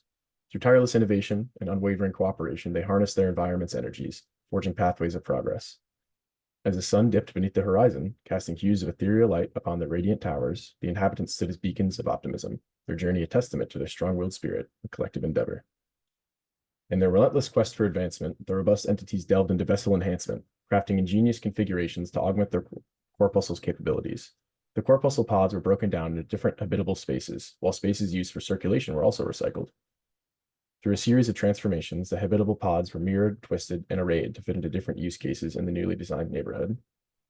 Our city's towers were designed as vertical, arrayed, and twisted configurations of our corpuscle's pods to be able to take advantage of the vertical nature of our environment, as well as the low gravity that inhabits our world. Throughout the cores of these towers are recycled circulation spaces for easy flow of Viridians. The spaces occupying the ground were designed more so as cantilever and canopy structures to give energy the greatest ability to flow throughout the amalgamation, as well as to encourage public space usage and travel by foot throughout the confines of the neighborhood. Through these methods, the Viridians were able to create the most energy-efficient neighborhoods that also prioritized interior spaces on a much more individual level. These innovations harmonize energy consumption and prolonged vessel lifespan, ensuring sustained resilience. In Ecuador's tumultuous landscape, durable inhabitants confronted a symphony of environmental adversities. Swirling clouds of toxic gases and acidic vapors enveloped treacherous terrains, riddled with molten fissures and jagged rocks. Radioactive waters lapped against shores teeming with unseen dangers. Above, wild storms raged. With foresight and integration, they sculpted a cityscape where communication infrastructure, advanced laboratories, and efficient storage facilities intertwined seamlessly. Topologically optimized platforms extended throughout the city, linking sectors as well as public spaces in seamless harmony. The smart city became a nexus of connectivity, innovation, and sustainability, elevating life for all denizens. From research bastions on the seafront to fortified storage, every facet served the evolving needs of its inhabitants.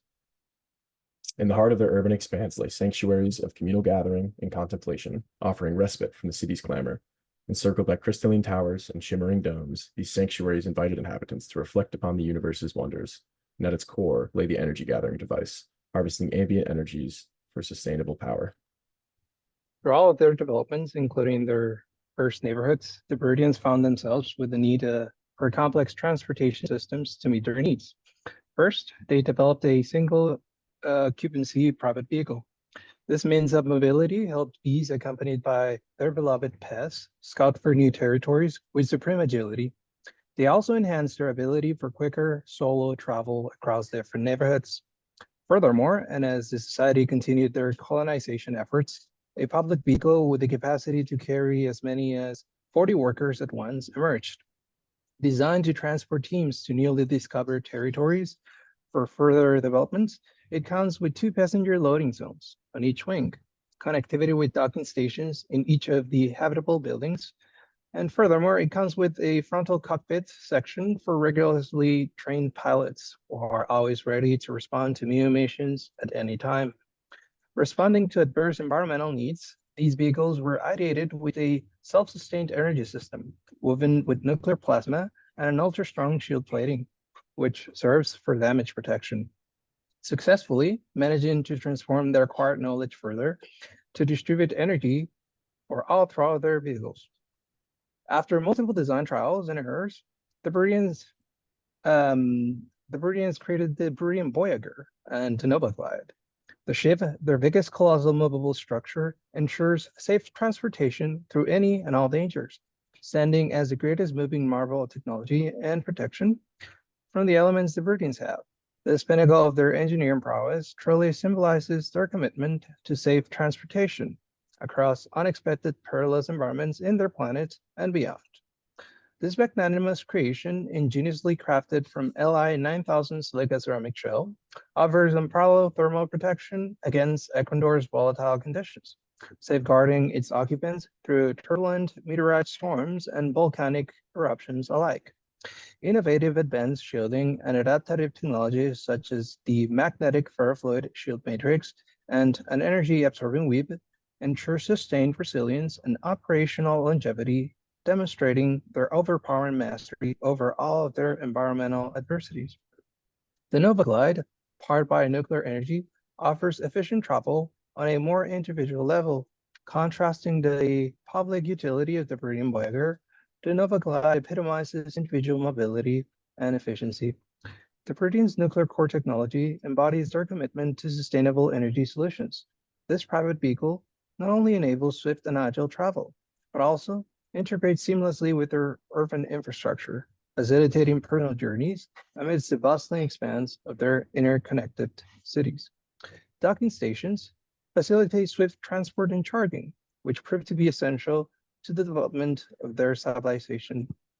As pivotal nodes that facilitate efficient transport and energy replenishment across Ecuador, the docking stations serve as unique vital arteries, connecting diverse settlements, but most importantly, aiding in one of their planet's most important necessities, interconnectivity, which proves to be essential for the synergy of their well-structured society.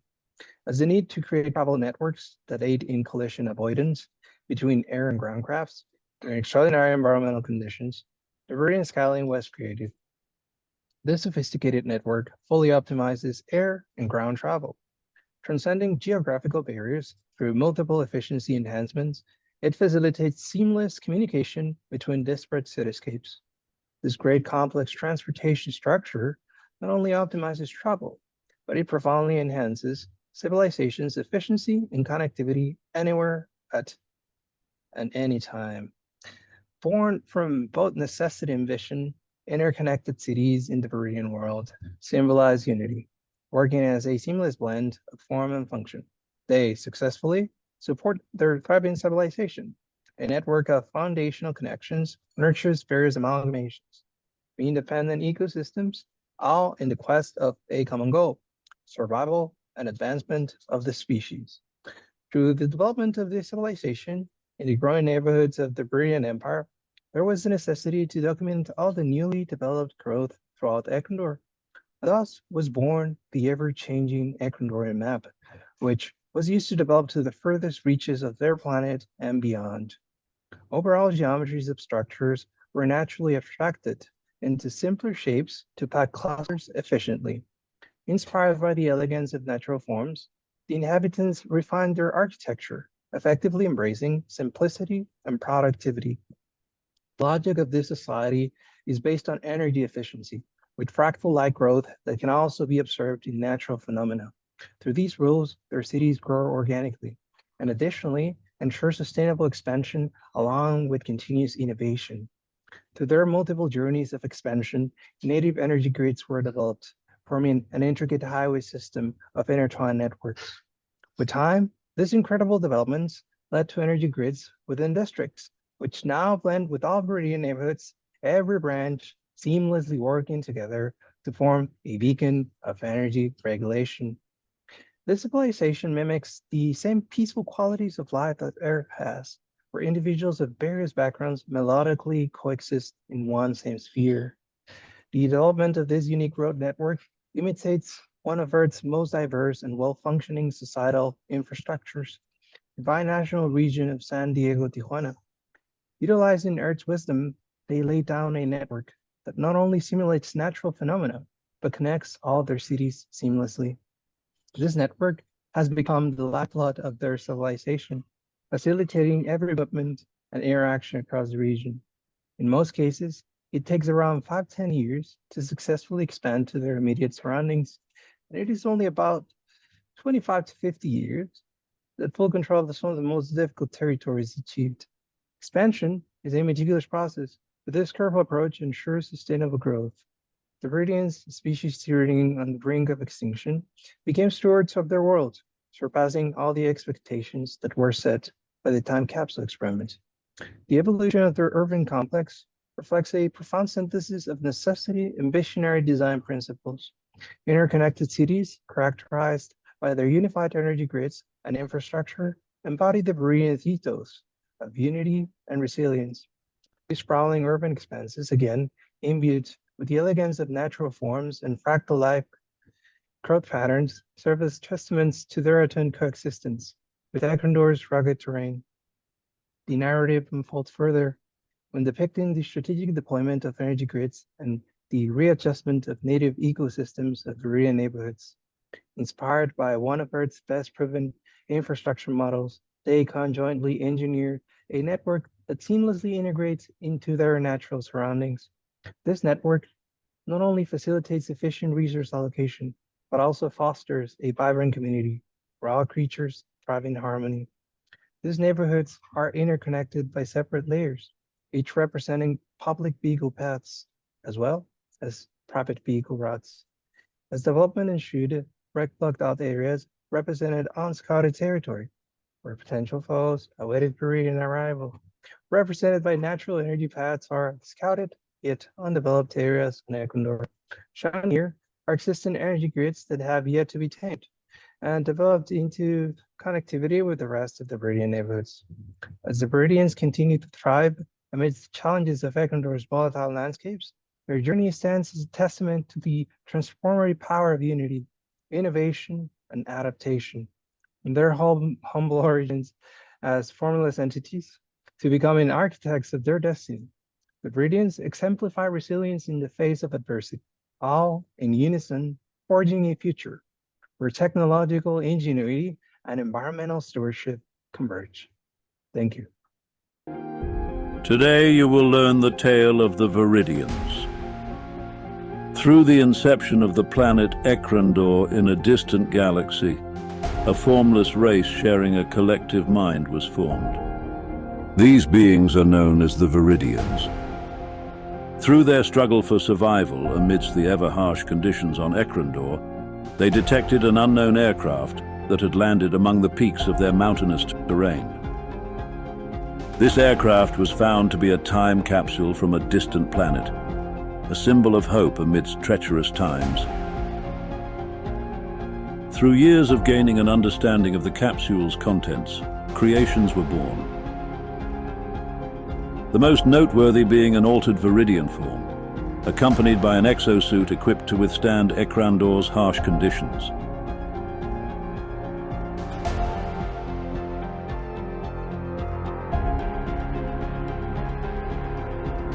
However, through these discoveries and creations, a mutiny was forming among Viridians, between those who wanted to use the time capsule's contents to benefit them and those who saw the time capsule and its contents as dirty or unfit. A plan was devised to make the final push to rid Ekrandor of those who opposed the wishes of the more developed Viridians. However, through careful consideration, the two halves of the race decided to come together. The decision was made to provide a more fruitful future for all inhabitants of Ekrandor. Through this decision, the Viridians as a whole became stewards of their world, developing every corner of Ekrandor. They created symphonies of cities. Through technological mastery, they were able to harness the planet's energy to power all future civilizations, as well as the vehicles and transit networks that whisk them effortlessly from one city to another.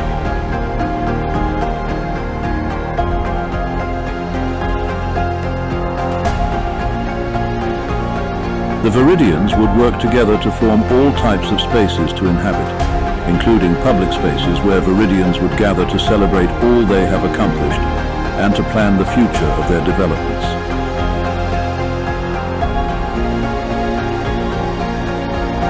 And now, as the narrators of this incredible journey, we reveal our identity. We are humans, the architects of this experiment.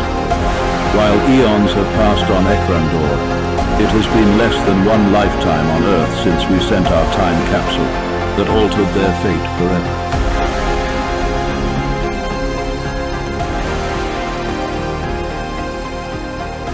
I love the consistency through the whole project. I love how you're tying everything together. I think that it's sometimes a little bit too much, right? Because we see very much the same color palette through the whole project. But I think that it's one of the most successful projects on keeping the consistency from the beginning until the end. I love the attention to detail, right? Especially when we're looking at all these little pieces that are so meticulously created. As Svetlana loves to say, there is not always the zoom ins are so precious here, because there's just so much detail into materiality, into every aspect, of the design. And I love how you were also incorporating the your pet as a backpack to your own prosthesis. So you had a lot of fun also creating a lot of these creatures and incorporating them. And I think that you guys were really amazing from the beginning, really having this super clean topology and really pushing the boundaries of what you can create in each chapter and getting these really, really unique designs out of it. So thank you so much for, the amazing work and everything that you've accomplished this year. I love, exactly the integrations also of the body and how it's becomes a part of the vehicle, right? And we can see that integration in such a successful way. So I love that again, everything, it becomes, these different pieces that when you take them all together, they actually start matching, the body with the pet, with the vehicle, with the system. So it grows and grows into bigger spaces. Also appreciate a lot of the sections that you guys have done, because I think that it's difficult sometimes, when we have such complex geometries, to understand really which part is what and what exactly we could expect into the space. So I think that you have done an incredible job there too. So thank you so much, guys. Wonderful. Also enjoyed your video. It was really a pleasure working with both of you this year. As well, Pavlina. Thanks for all your help this year. It's been an absolute pleasure. Absolutely. Thank you so much. If you had a chapter 6, what would it be? Chapter 6 would be sleeping this weekend. That's chapter 6. You're at that point.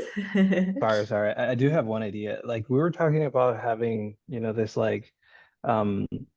world where humans do actually come into the world and, it is ready for human colonization. So I think, that would be really interesting.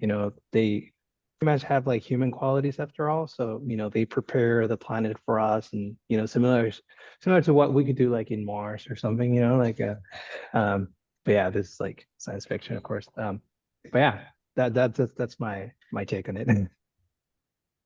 Yeah, I think Passion that's what project, also your video is hinting to at the end, right? Exactly. So very much so it's this next stage of the humans living then with your prosthesis into one space, and then next hybridization, then amalgamates from that. So yeah, super interesting. Yeah, we're very, very interesting take on that. Thank you. Thank you. Hi guys, I just jump in to continue on the discussion you had.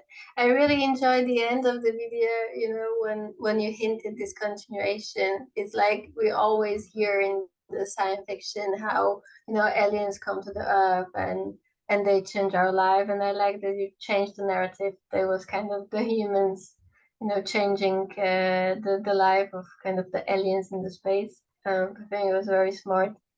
Kind of a good switch. And you know, as Paulina was saying, it is really incredible work, like how much you went into detail, how clean the geometry is, how everything is within the same language, how you know it flows from the body to the vehicles to the architecture. So really a massive congratulations, and you truly, you know, deserve the sleep this weekend. So I hope you can really enjoy it. And yeah, beautiful work. Thank you for sharing. Thank you so much. Yeah, Thanks a lot. congratulations. Really amazing. If you could pull out so we can see the whole thing, I just want to talk about it a little bit more holistically, because I've seen several parts of this and we discussed them at length. So I feel like looking at the overall that something about the corpuscle is really, really successful. Like you find the right balance between sort of mechanical and the surface texture, you know, without really decomposing everything into 1,000 parts. I think we talked about the vehicle and I pointed out that I didn't quite understand why the panelization was so extreme. And if you were really designing a vehicle, like how would it be aerodynamic or would it be water dynamic or how would it work? But I think the corpuscle is really successful and I feel like something about it should be taken back into the cosmogony, like the overall master plan, because those structures are probably, to me, like the crudest on the upper right. The tower especially, I mean, there's something lacking in sort of the finesse that you developed the corpuscle with. Like when I look at that tallest tower, I just kind of don't buy it. I don't think it's necessary to try to make something even look tower-like in this environment. But you know, these are kind of the kinds of things that you notice when you kind of start looking at a project globally. And I encourage everybody here to go back into their projects and really think about how you want to present what you've created. So in this particular presentation, you're kind of presenting the totality of everything you did in DesignMorphine in your program, but you have the opportunity to kind of select and even go back and refine after you sleep a few weeks. Go back and refine some of these presentations and also maybe some of the models as well, so that you can strengthen what you already have. Like to me, what happens in school is you kind of get a seed of what you're probably going to be working on for years to come in some way. And it's really remarkable, even after decades, you can kind of go back and see how these seeds of ideas, maybe you had them all the way back in school. And they came to fruition in some way or in different ways. So as you start kind of migrating these ideas into different areas, be sure to kind of return to some of these projects and see how else you can refine them, because I think there's so much here, so many seeds that you can keep working on. But congratulations. I mean, the place where you're at is amazing. Nobody could expect any more. And I really enjoyed your presentation. Thank you so much. We appreciate all the comments. Definitely. Thank you so much. Yeah, thanks a lot, guys, for entertaining us over the last couple of months or even year. I mean, this is one of those things that's kind of subliminal. It's almost like what we were talking about before about workflow and how you can like look at somebody's workflow and tell that they were all on the same page. When I look at your presentation, I can tell you absolutely enjoyed working on this. I don't know why there's a bit of an enthusiasm built into it. You can just always tell when somebody intrinsically likes what they're doing, and I think you guys really do. And it showed in the animation too, the way you were flying you were having a lot of fun zipping the vehicles around the mountainscape. I'm going to go to your storytelling capability and how you present it, which I think is so important, because you can have the best project imaginable, and sometimes if you don't stand up in front of the client and present it right, you know, it can be a hit or miss. Try to loosen up and try to show the audience the enthusiasm that you've shown us visually in the way that you actually present it, and and kind of loosen up a little bit too. Those little idiosyncrasies that we find in the way that we present and we talk to one another are actually kind of charming sometimes. And so just, it's just food for thought. Thank you so much. Great. Thank you so much, Harlan. Thank you so much. Hi, I'm Mansur, a craftsman and a computational designer based in Bogota, Colombia. Hi, I'm Enayet, and I am a lighting and motion designer based in Brooklyn, New York. We are about to present to you Amenta, a tale of cyborg shamanism that explores the harmony between darkness and light in a world that straddles the spiritual, the digital, and the spectral.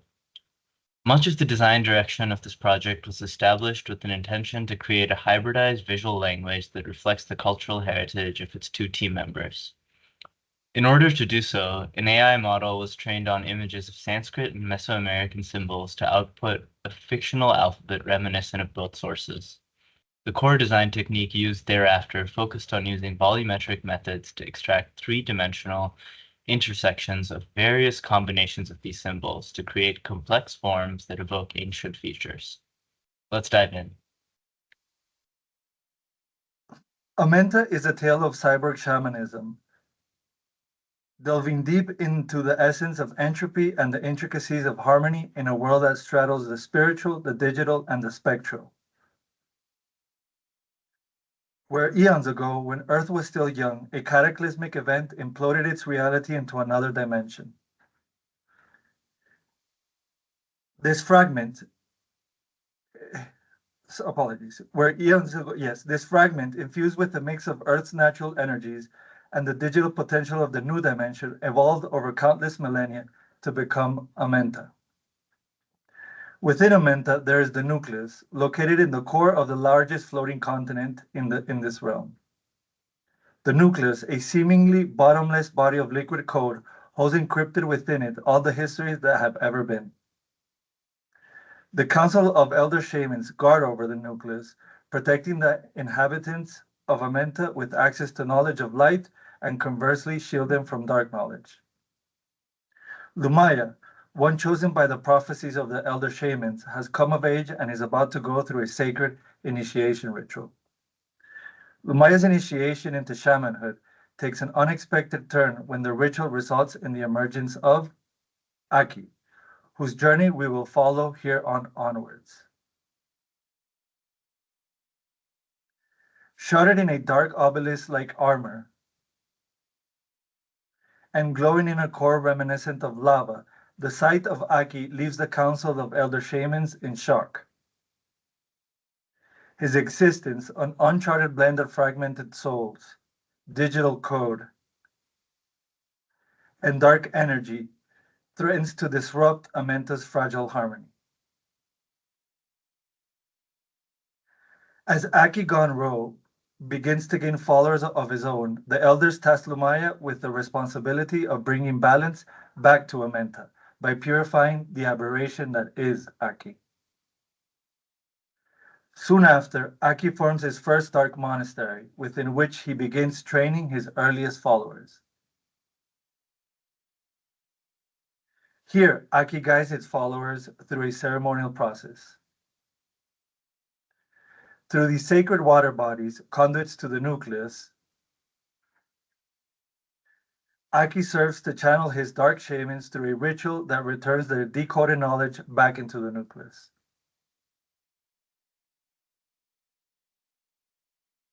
These floating sigils serve as conduits to the nucleus, allowing for shamans to extract encrypted knowledge and history from within its depths. Thereafter, these spiritual interfaces are used by shamans to decode this encrypted knowledge extracted from the nucleus. These nodes serve to convert the newly decoded knowledge into a form that allows them to be stored back into the nucleus. Here we see an overview of one of Aki's dark monasteries, within which Aki's community resides.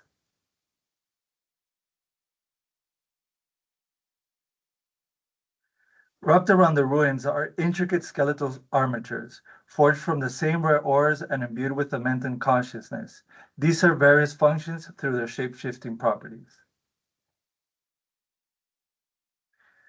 held together by bridges forged from ores harvested from forbidden realms that once crossed Amenta. Angular rock faces, evoking ancient glyphs and digital circuitry, form the core of these structures. The semi-open spaces throughout this monastery serve various purposes, such as the Vision Quest platform, where Aki first developed his philosophy, the Decryption Hall, where the decryption rituals primarily take place, the Nuclei Bath, through which decoded knowledge is returned to the nucleus. Harnessing the flexibility of the shape-shifting armatures, the puzzle forms of the ruins, and the energy held within the bridges, these dwellings reconfigure to suit the needs of their environment.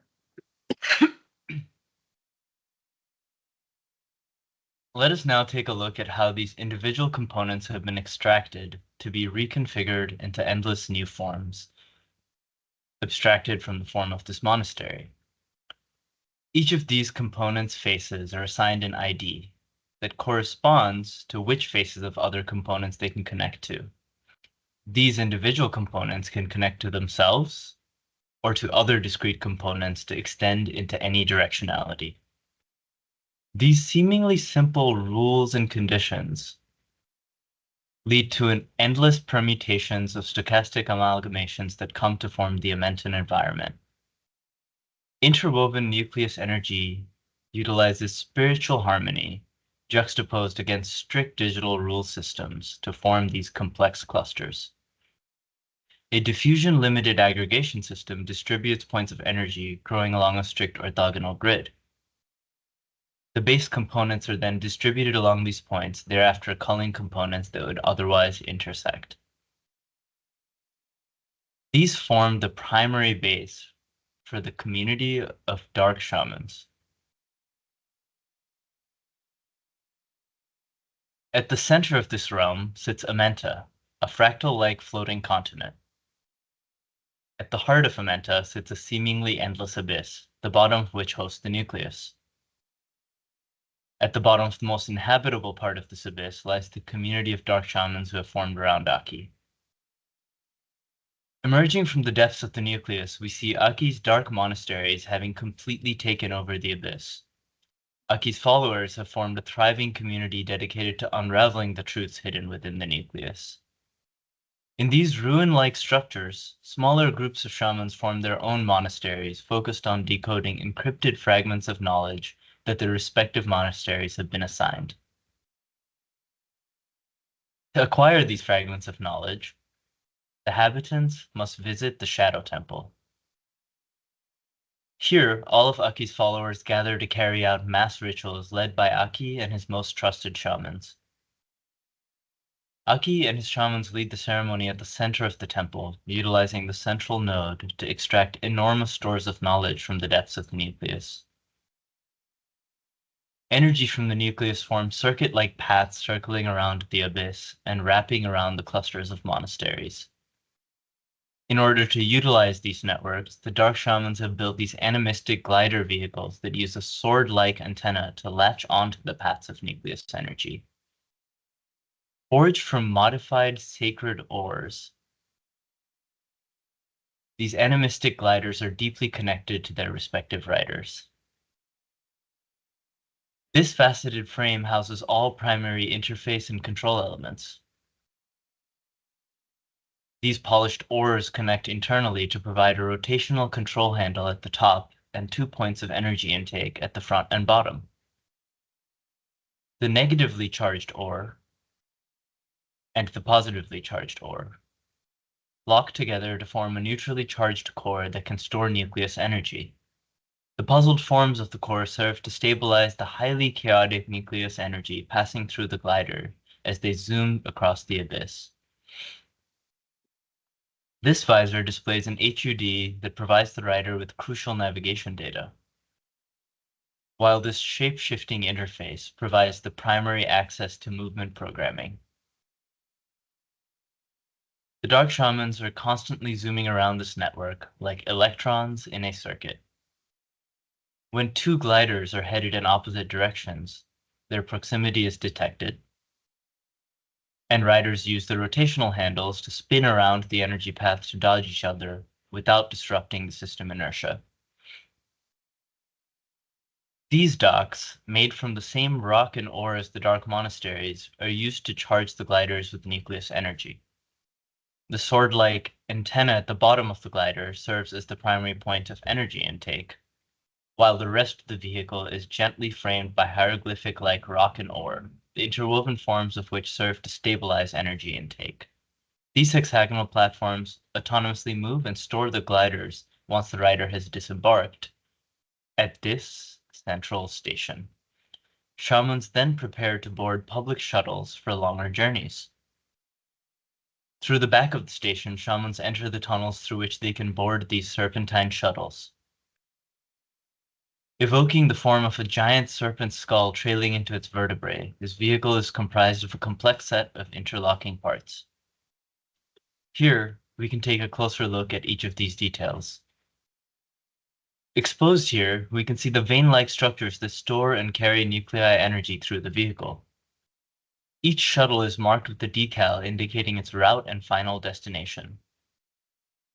This exoskeletal framework around the back wagon supports the shuttle's more fragile components and ensures stability during high-speed travel. The shuttle's treads have large, heavily armored segments resembling the textured scales of an ancient mechanical beast.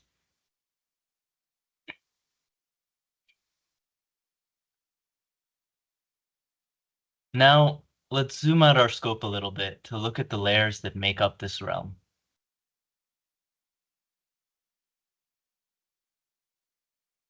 The nebulous matrix is considered to be the first matter to come into being in this realm, the primordial soup, if you will.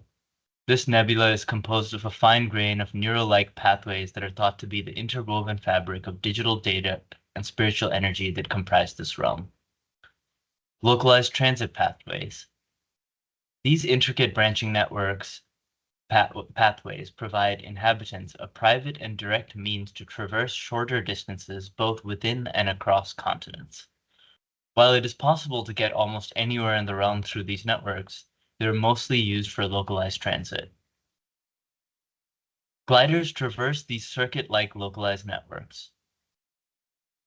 Intercontinental highways extend out from the tunnels within Amenta, extending into warp-speed hyperspace transitways for rapid locomotion between continents. These are the major population centers, sprinkled throughout the realm. Amentans abstract ancient glyphs into modules and use these forms as their assembly logic. This overall map provides a comprehensive overview of the expansive and intricately interconnected systems within Amenta. At the heart of this realm lies our central floating continent, Amenta, which houses the nucleus and is the primary residence of Aki's dark shamans. Percola, home to the mythical sky serpents, Amentan shamans take pilgrimage to Percola to carry out spirit fusion with the sky serpents to glean from their ancient wisdom. Afina, where ore is processed and crafted into shape-shifting materials for Amentan manufacturing. Pascal, where scientists reside and carry out dimensional fold research. Kantor, which rests in a corner of the realm with an unstable temporal field. Only seasoned shamans with a firm grasp of temporal manipulation reside here, studying how the dimension of time is folded into this realm where dimensions collide. Within the nebula matrix, there are clusters of asteroid-like islands which serve as nurturing grounds for young Amentans who are yet to reach shamanhood.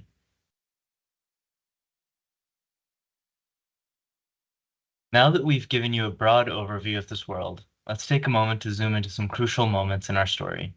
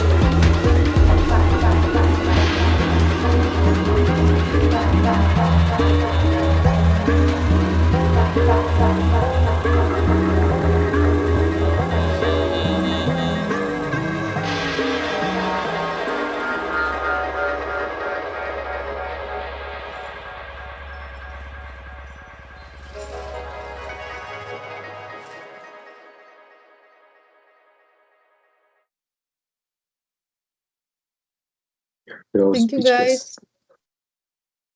It was a really wonderful presentation. In my opinion, you did great. Like everything is stunning. It's very well done. I liked the presentation, the storytelling, everything since the beginning. Your work is really awesome. The video is also very nice. It's complements the story a lot. I really liked it. Eventually, at some point, if you have time, you can add storytelling, so it's even more understandable for people who didn't look your presentation before that. If you add narrating or something, it could be even more beautiful and more powerful. Thank you so much for the presentation. It's really nicely done. Thank you. Thank you. Thank you for your comments. Hey guys, sorry my computer got stuck. Amazing presentation. Thank you so much for presenting today. Loved especially a lot of the details that you've put in the vehicles. I feel that the whole storyline is very cohesive. The details, like every aspect of the project, is really well thought of, and it really clicks together. I love the storyline and everything that like you guys are really like thinking about, and I love like a lot of these details that you were showing about the vehicles themselves and how they really like operate. They look really, really amazing. One thing, the video, I know that Tveti just like commented about not having a narration, but Tveterina, actually the music is from Enayet, so that's why it's very special actually, like having it in this way. So I really love like seeing how it came together. It's really high quality, and it's showing, you know, like the ideas of the project. What you could potentially do is maybe like add some subtitles, you know, like to video. Maybe that would be like helpful, like to still like have some of the narration there, or you know, like again, just an introductory information for, again, people who maybe are not so familiar with the project itself. But other than that, like I feel that it's a super strong project. I really love like everything that you guys have done. I appreciate also a lot of the diagrams of the amalgamation and the logics that like you followed. I feel that like the project is very successful on all the levels of the chapters. Thank you guys. I really appreciate your hard work. Thank you so much. Thank you, Pavlina. Yeah, highly appreciate it. I really appreciated the music. It was really amazing. The video is really, really very nice done. I meant that if you post it somewhere in future, or if you show it during an interview or somewhere else, maybe adding subtitles in this case, maybe it's better. It just will give better the idea to people who don't know anything about the project. But it's other than providing that, some context. Yeah. Agreed. Hey guys, really appreciate the hard work put up for this presentation, and the final board looks really impressive. I just want to say I love the storytelling that you had in your presentation, how you took us through each scenes like as a sequence and narrated. It was not like chapter 1, 2, or 3. You had like particular scenes that set up a entire background story for us. And even your renders are so cinematic. Like I just love the balance of the environment that you're playing with, the lights and everything. It just clearly shows out. I was just missing out something, that was your final amalgamation. Like I couldn't like there, because it's very cinematic. You have all this fog and everything, so I never could get a clear picture unless the video, which showed like at one point the clear amalgamation, the camera was rolling down, and I love that scene too much. So maybe in your portfolio somewhere you can add that.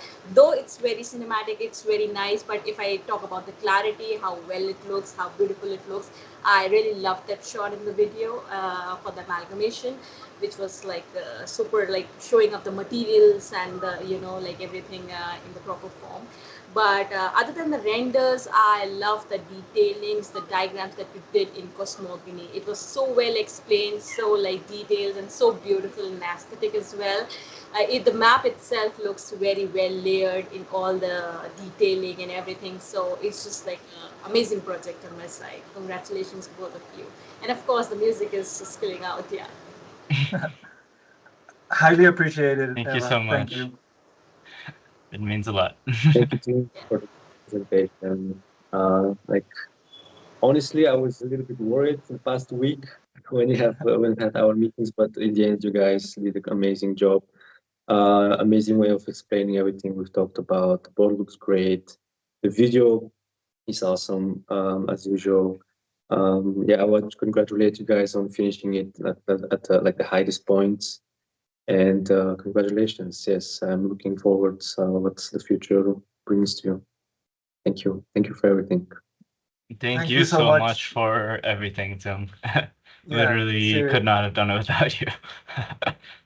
Seriously, I Appreciate concur it. with that. Yeah, thank you for accompanying us throughout these 11 months. Yeah. Great stuff, guys. It feels feels surreal to be here. Seriously, yeah. Okay, congratulations. You still need to submit the book. Yeah. So please, as soon as you can. Absolutely. You'd also give me some pages when you can review it. But yes, so that would be the final steps. Okay. Yes, for sure. Awesome. you, Thank guys. you so much for What- everything, and yeah. What timeline are you thinking about for the book? Just to be safe, I don't know. We haven't talked about it, but I don't just to be safe by next Friday. I'd say. Okay, yeah. Let's review what you have at that point, and we'll go from there. But yeah, let's try to finalize it within like the next couple of weeks maximum. Thank you so much, guys. Absolutely. It was wonderful to see you today. Thank you for the presentation. And yeah, like wishing you all the best and looking forward like to see the final like book of Amenta. Super exciting. Yes. Thank you. And thank you all. I don't know if this is one of the last times we're gonna see all of us, or this group, these faces. But yeah, thank you everybody for the support for the program. I feel really fortunate to have participated in it, and students, tutors, mentors, everybody has been super great. So just wanted to communicate that. Likewise, it's been a pleasure. Thank you, likewise, guys. It's been a pleasure working with you, and I'm sure it's not the last time that we see each other. I hope that we also are able to meet each other in person, hopefully with your graduation. So all the best. Enjoy the summer. It was really a pleasure working with you guys, and I will see you around. For sure, for sure. Awesome. See. Thank you. Thank you, Bye guys, bye. and Thank you, guys. congratulations. Bye. Bye bye. Thank you.